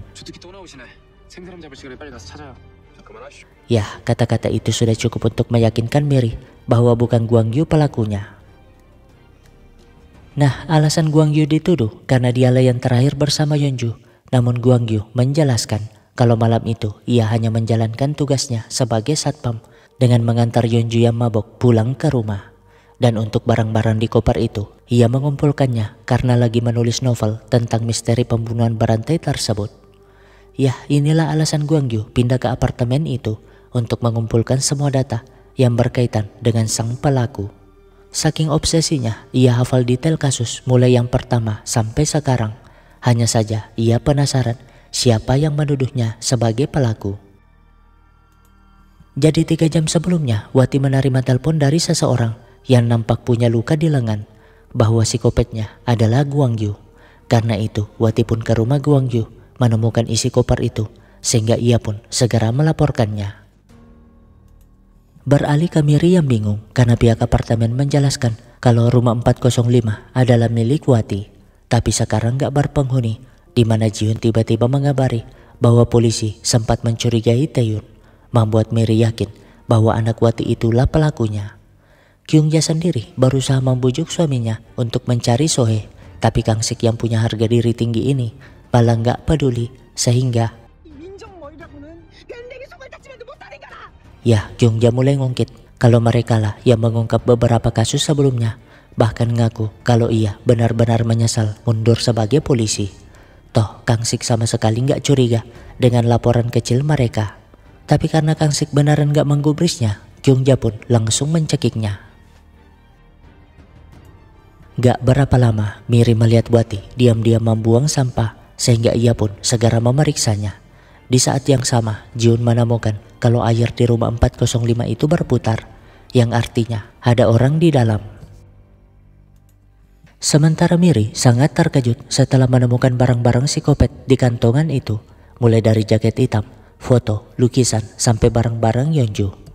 Ia juga menemukan brosur ayam yang belakangnya berisi jadwal lengkap Sohee.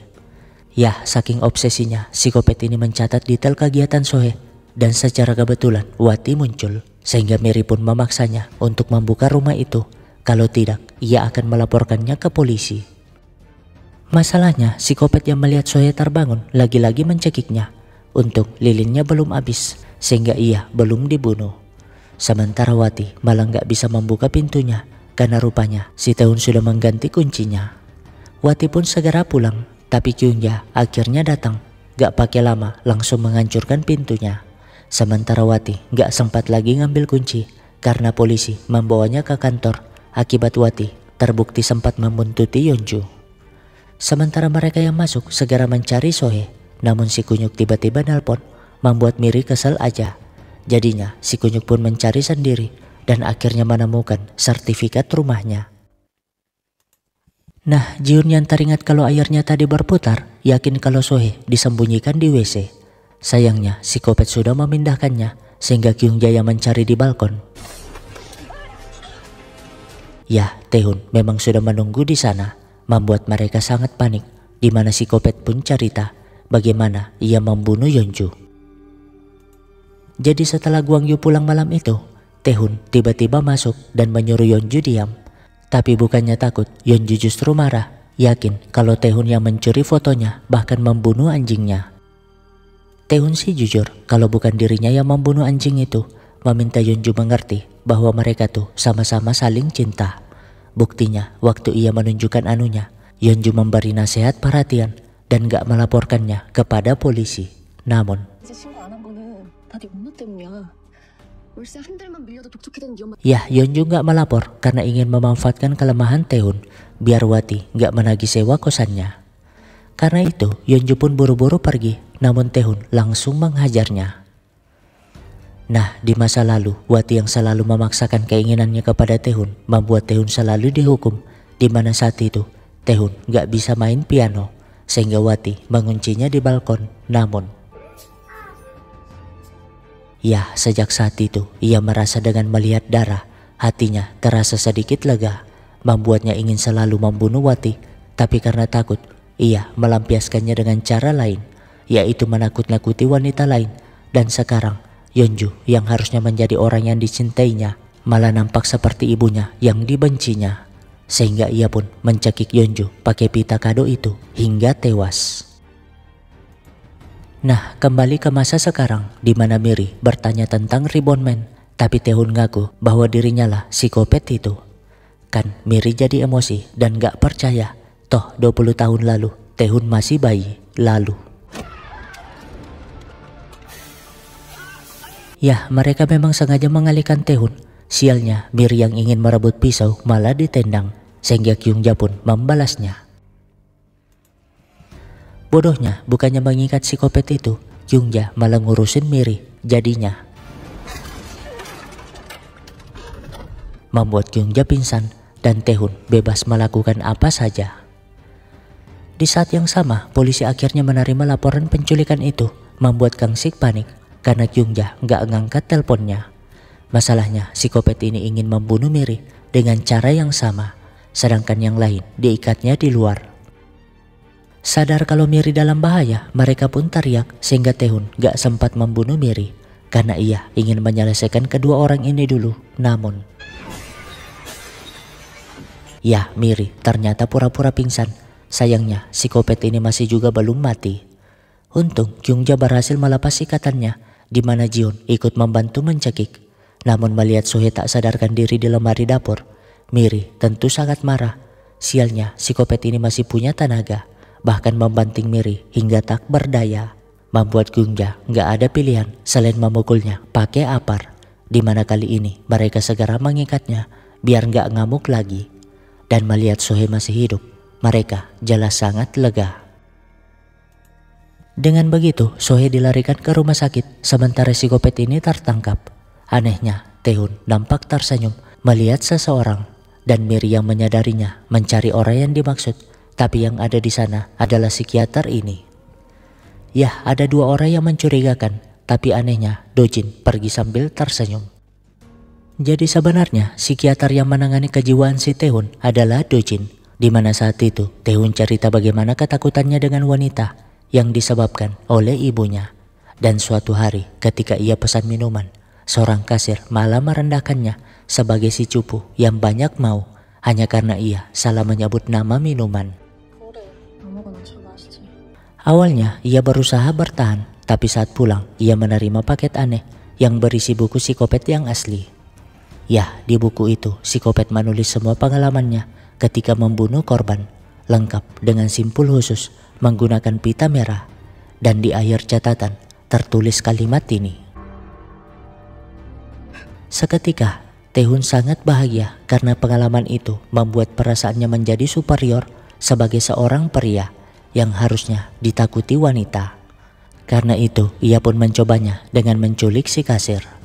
Yah, dialah gadis bernama Lee, korban yang ditemukan sebulan lalu, di mana ketakutan di ujung kematiannya membuat Taehoon bahagia dan ketagihan, sama seperti psikopat asli yang entah karena apa ingin membunuh Jiun. Namun saat itu Jiun berhasil mengambil gunting kuningnya lalu melepas ikatannya, sehingga saat psikopatnya datang, ya, itulah yang menyebabkan tangan psikopat asli terluka. Sialnya, Jiun tetap tertangkap dan akhirnya dibunuh. Nah, Miri yang bangun setelah dirawat ingin segera ke kantor polisi karena Taehoon pasti tahu siapa psikopat aslinya. Tapi Kyungja mencegah karena harusnya Miri istirahat dulu. Di saat yang sama, Sohee sangat lega karena anaknya berhasil diselamatkan. Tapi saat keluar, Jiun yang muncul langsung marah dan memeluknya. Harusnya sejak awal Sohee cerita kepadanya. Dengan begitu, Kyungja yang juga tahu memberi semangat kepada Sohee, meminta agar Sohee meminta bantuan mereka jika kesulitan.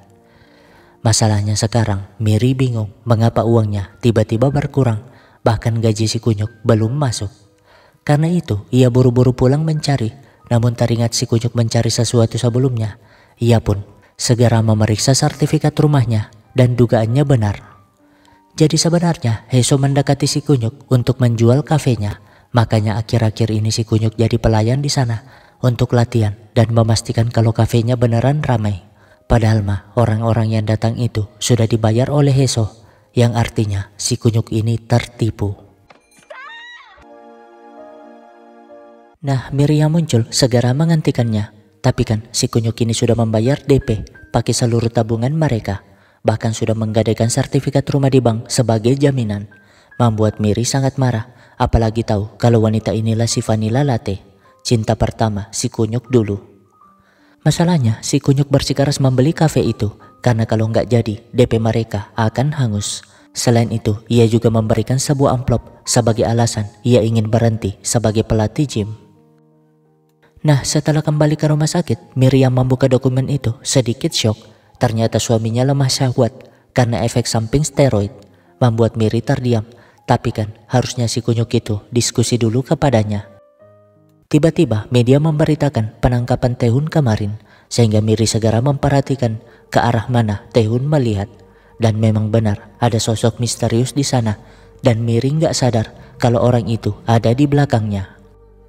Anehnya, Gwangju yang dibebaskan dari tuduhan nampak menjenguk makam Ibu Ji-un, yang artinya dia mengenal Ibu Ji-un sejak lama.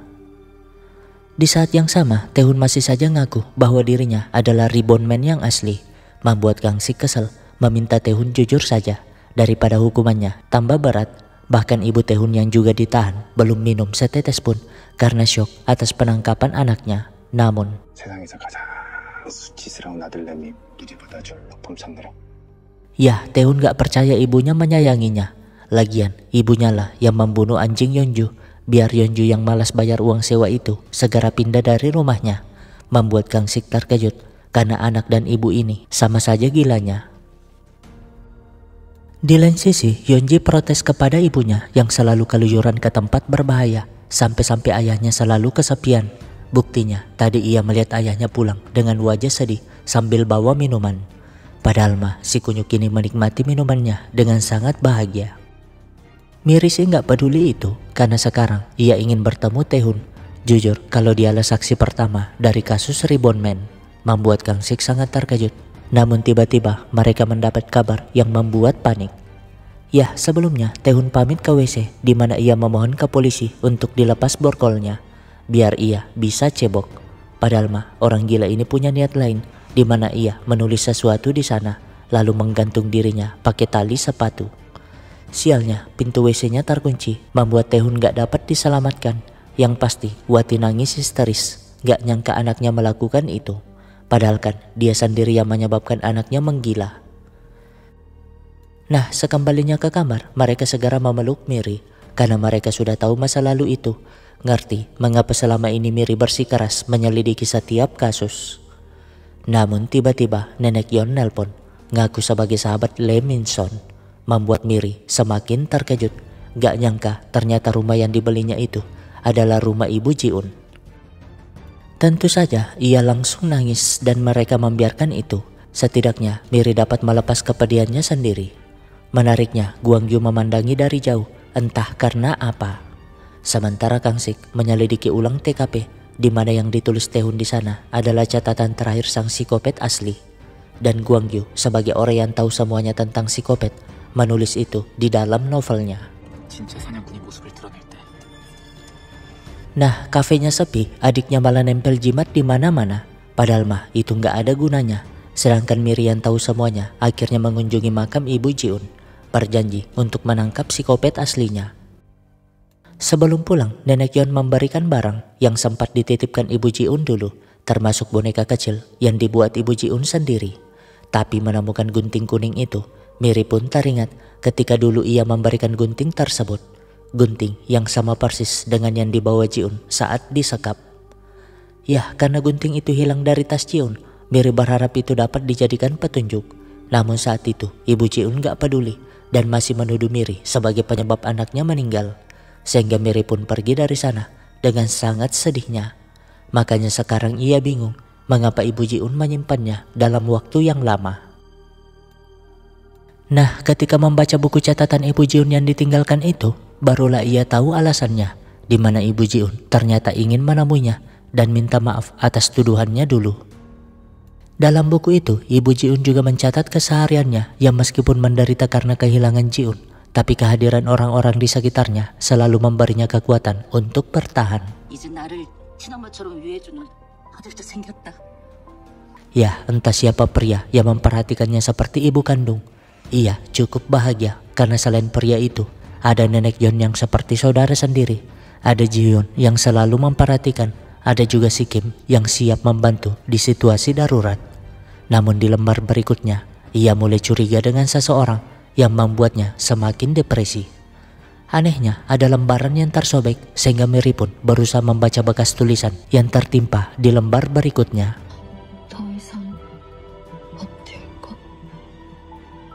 Gak berapa lama si kunyuk menampakkan batang hidungnya, segera memberi perhatian kepada sang istri, termasuk membawakan barang itu, tapi malah terjatuh. Dan itu membuat Mary tersadar kalau ada tempat rahasia di kotak tersebut yang berisi kartu nama seorang detektif serta alamat kosan Mary yang dulu. Alhasil ia menemui detektif itu yang menjelaskan kalau Ibu Jiun menyewa jasanya untuk mencari keberadaan Mary. Anehnya Ibu Jiun tahu alamat itu sebulan sebelum bunuh diri, membuat detektifnya bingung karena harusnya Ibu Jiun menemui Mary dulu sebelum mengakhiri hidupnya.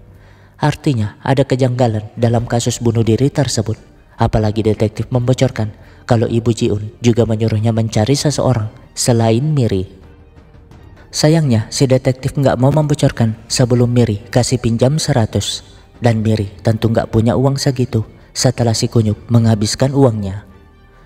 Masalahnya sekarang Wati yang dendam mencoret rumah mereka sebagai pembunuh anaknya. Mary sih nggak peduli, apalagi Kyungja menjelaskan bahwa Wati lah yang melaporkan Gwang Yu kemarin. Karena itu, ia pun ke kosan Gwang Yu untuk mencari tahu siapa yang mempengaruhi Wati. Sayangnya, bala tengah ini nggak tahu soal itu, tapi ngomong-ngomong soal kasus tersebut, Gwang Yu mengingatkan Mary untuk berhati-hati, karena bisa saja psikopat aslinya mengincar Mary. Tapi, 내가 죽을지 리보민이 죽을지는 싸워봐야 하는 거 아닌가? ya kali ini Mary nggak peduli, pokoknya ia harus menangkap psikopat itu, sehingga Gwang Yu pun mengajaknya bekerja sama, entah apa motifnya. Singkatnya, Kim yang sudah sembuh membantu Mary membersihkan coretan tersebut, di mana Hyunji dengan setia menyediakan minuman. Namanya sudah tua, si Kim harus selalu diperhatikan. Sementara Mary bertanya kepada Nenek Yeon terkait siapa yang dicurigai Ibu Jiun. Nenek Yeon sih nggak tahu siapa yang dimaksud, tapi pernah ada hari Ibu Jiun nampak resah sambil melontarkan kata-kata yang aneh. 눈앞에 죽이고 싶은 사람이 있으면 죽일 거야? Ya, Ibu Jiun nampaknya sudah tahu siapa psikopat yang membunuh putrinya, yang artinya psikopat yang dimaksud ada di sekitar hidup Ibu Jiun dulu. Alhasil, Mary pun bertanya kepada si Kim, tapi Kim ngaku nggak ngerti karena setahunya Ibu Jiun adalah orang yang baik, bahkan selalu memberinya lauk gratis. Besoknya, Mary pun menunjukkan isi catatan yang sobek itu kepada mereka, yang isinya seperti wasiat bunuh diri. Tapi kan wasiat adalah pesan terakhir sebelum orang meninggal. Namun mengapa masih banyak catatan setelah kertas yang disobek itu? Alhasil Kyungja pun ke kantor polisi membawa banyak makanan. Tujuannya biar Kang Sik meninjau ulang kasus bunuh diri Ibu Jiun. Dan jelas saja itu membuat Kang Sik tersinggung, karena seolah-olah Kyungja dan teman-temannya itu meragukan kinerjanya. Untungnya Kyungja yang mulai ngerti cara menghargai suaminya menjelaskan kalau ia hanya ingin membuktikan bahwa penyelidikan Kang Sik saat itu benar. Dengan begitu, Kang Sik mencoba membuka berkas kasusnya lagi dan akhirnya menemukan hal yang janggal. Di saat yang sama, Gwang Yu ingin meminjam penyedot WC, alasan WC-nya mampet. Padahal ia hanya ingin ke gudang bawah tanah, tempat Kim selalu menyimpan barangnya. Jadi sebelumnya, Mary memberikan nomor detektif itu, sehingga Gwang Yu pun memaksa detektif untuk membocorkan siapa orang yang dicari Ibu Jiun sebelum meninggal. Sementara Soe mengabari Mary kalau beberapa hari sebelum meninggal, Ibu Jiun minta dibalikan alat perekam, yang artinya Ibu Jiun sepertinya merekam sebuah bukti, sehingga Mary harus mencari di mana alat perekam itu. Tapi setelah membongkar ulang kotaknya, alat itu sama sekali nggak ditemukan. Ia sih ingin meminta bantuan putrinya, namun Hyungji malah menghilang. Ya, Hyungji yang kasihan kepada ayahnya segera ke kafe memberi makan, dan Mary yang datang tentu sangat kesal. Toh sejak awal ia nggak setuju dengan kafe itu. Buktinya sekarang sangat sepi, membuat si kunyuk yang kecewa pergi begitu saja, sedangkan Hyungji protes dengan keras. Harusnya sebagai istri, sang ibu mendukung ayahnya, padahal kan Mary cuma kesal karena si kunyuk beli kafe itu tanpa diskusi dengannya. Besoknya, daripada pusing, Mary pun menghubungi Gwang Yu, siapa tahu sudah dapat kabar dari detektif itu. Tapi anehnya, Gwang Yu malah nggak mengangkatnya, seolah-olah punya tujuan tertentu. Nggak berapa lama, Kyungja datang setelah memaksa suaminya memotret pesan bunuh diri Ibu Jiun yang ditemukan di TKP dulu. 자필-유서 사라진 수천 명이랑 거의 똑같아. Ya, itu sobekan kertas dari buku catatan Ibu Jiun yang memang seperti surat wasiat bunuh diri. Tapi kan Miri merasa sangat janggal mengapa Ibu Jiun masih menulis beberapa catatan, bahkan rencana ke depan jika ingin mengakhiri hidupnya. Masalahnya sekarang mereka harus menemukan alat perekam itu untuk memastikan kecurigaannya.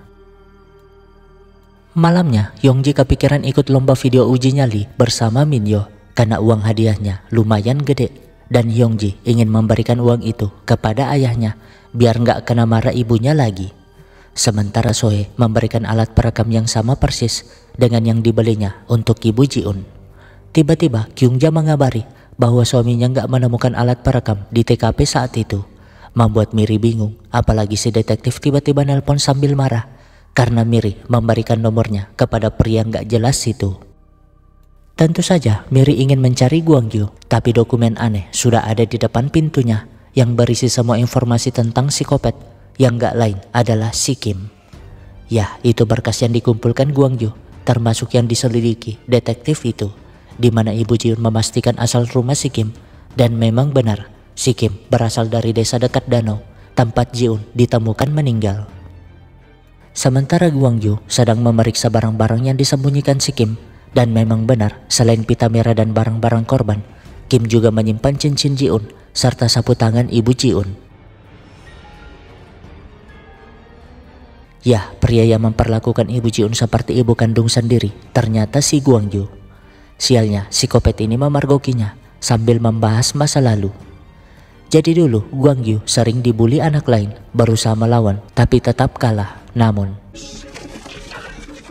ya, Kim yang jadi guru saat itu langsung mencekik para begundal, membuat Guangyu tersadar kalau si Kim sangat ahli menggunakan tali. Karena faktanya sebelum jadi guru, si Kim pernah bertugas sebagai Kopassus.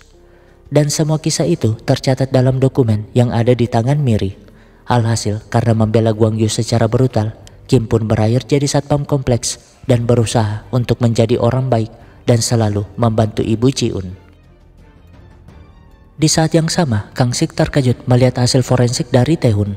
Jadi sebulan lalu, karena tertekan, Taehun ingin mengakhiri hidupnya dengan melompat dari atap. Tapi Kim yang suka nongkrong di sana menghentikannya. Alhasil, setelah mendengar curhatan Taehun, psikopat ini pun menasihati agar Taehun jadi psikopat daripada jadi korban. Makanya saat ditangkap, Taehun tersenyum melihat si Kim karena ia sudah membuktikan dirinya sebagai seorang psikopat. Masalahnya sekarang, Guangyu dikurung di tempat tadi yang sengaja dibakar. Sementara Yongji yang ingin uji nyali malah disekap sang psikopat.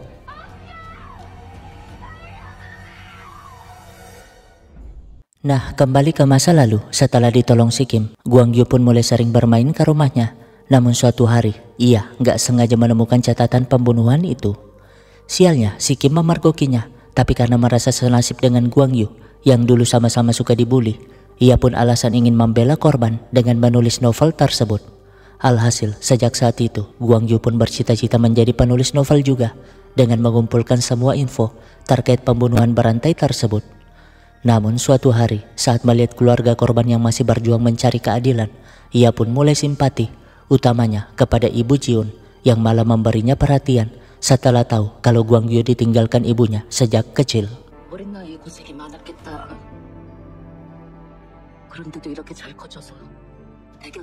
Alhasil, mereka pun semakin akrab, di mana Ibu Jiun mulai menceritakan kasus anaknya, mulai dari cincin sampai gunting kuning yang gak pernah ditemukan di TKP.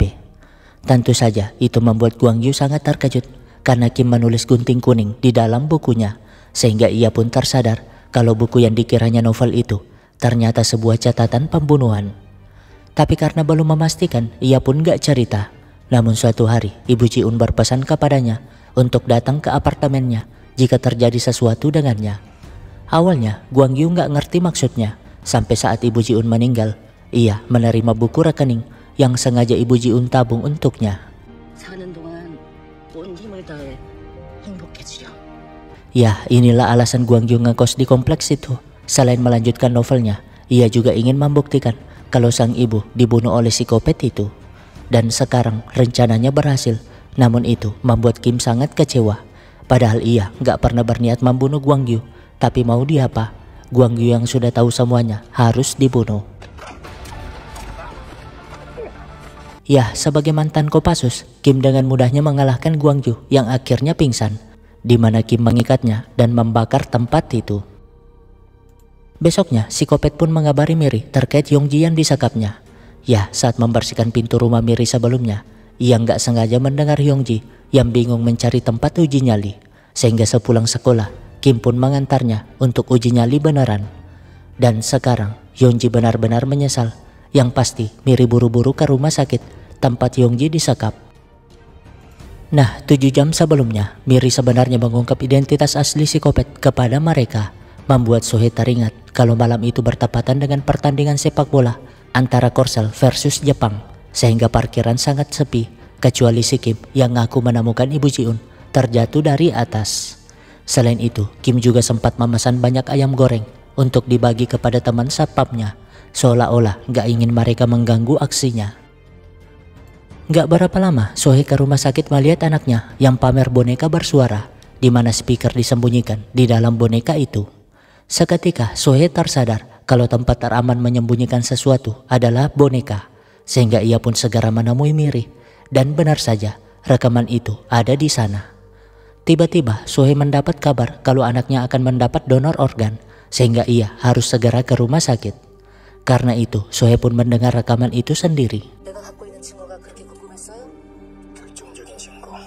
Ya, saat itu Ibu Ji-un mengundang Kim ke rumahnya, memancingnya ngaku karena ia diam-diam merekamnya. Tapi mengapa Ibu Ji-un bisa curiga kepada si Kim? Ya, sebelumnya lagi ketika Kim demam, ia datang membawa makanan. Dan karena Kim masih tidur, ia pun membantu membersihkannya, tapi malah gak sengaja menemukan gunting kuning itu.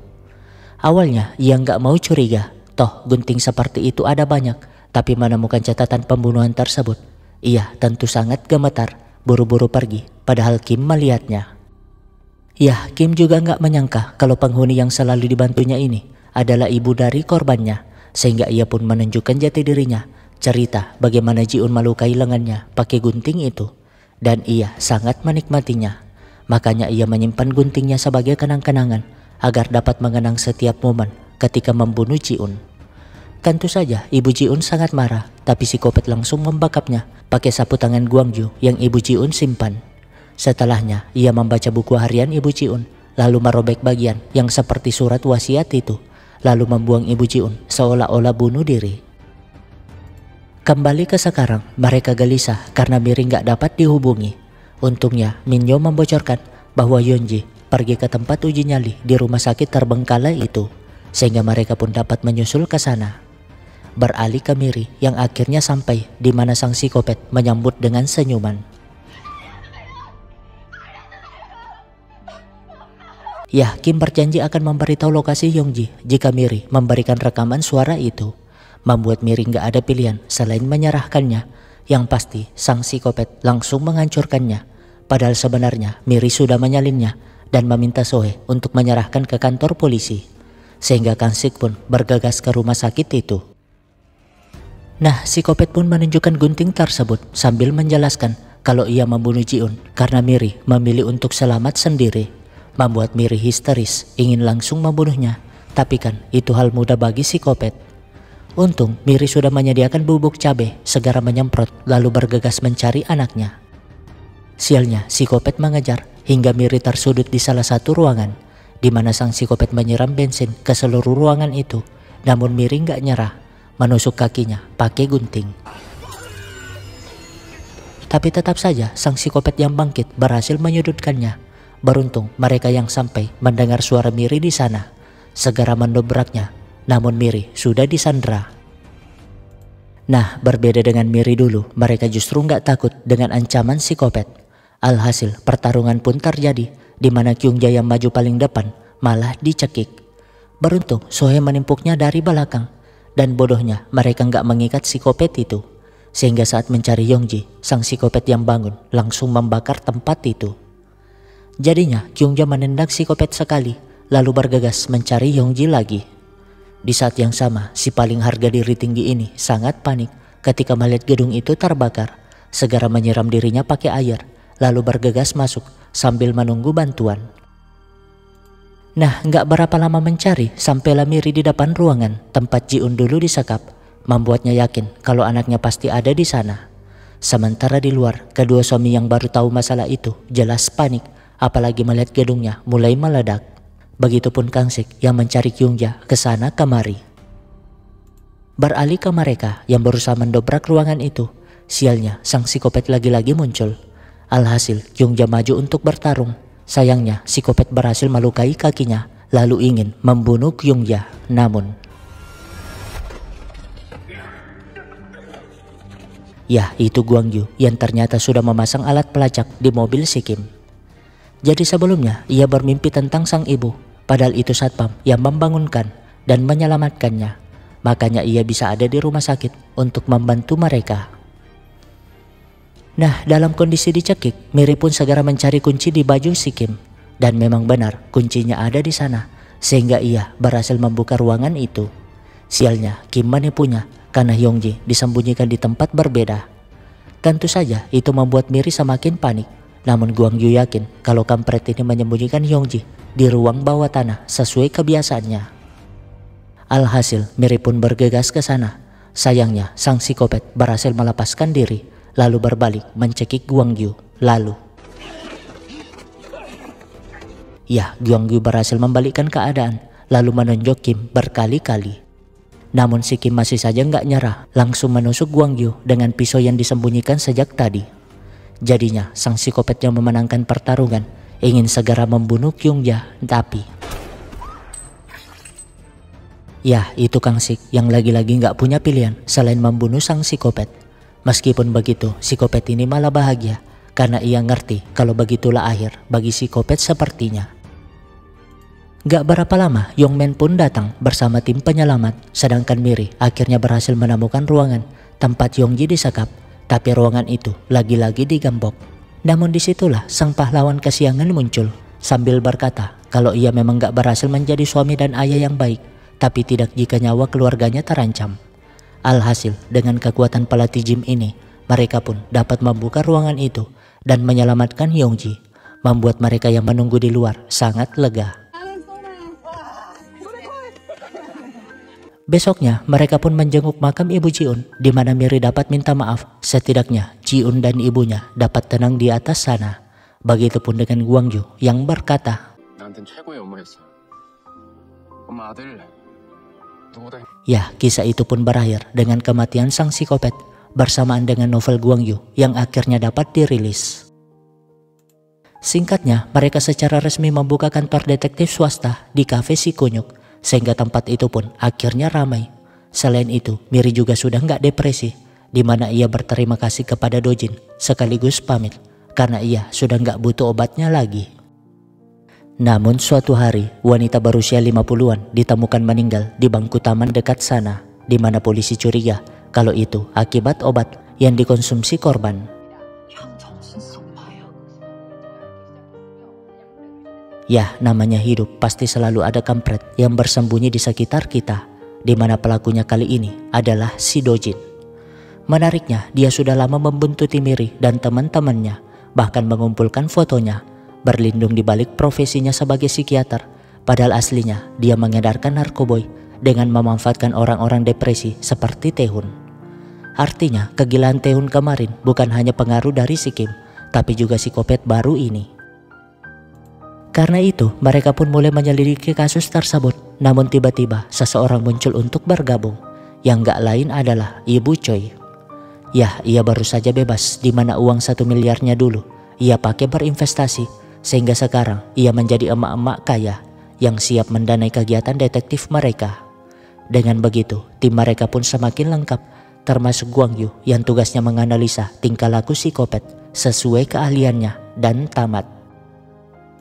Ya, dari endingnya sih sepertinya akan ada season kedua, tapi inti dari drama ini adalah bagaimana pentingnya peran orang tua dalam mendidik anaknya. Karena terkadang toh orang tua nggak sadar kalau didikannya justru membuat anaknya menderita. Bahkan terkadang kelepasan memarahi anaknya mungkin karena terlalu lelah menghadapi masalah hidup, atau mungkin karena hubungan suami istrinya tidak harmonis. Ya, begitu memang jika kehidupan rumah tangga, ada bahagianya, ada juga kacau-kacaunya. Karena keluarga yang kuat bukan yang selalu sempurna, tapi yang saling mengerti di tengah kekacauan. Sekian dari saya dan terima kasih.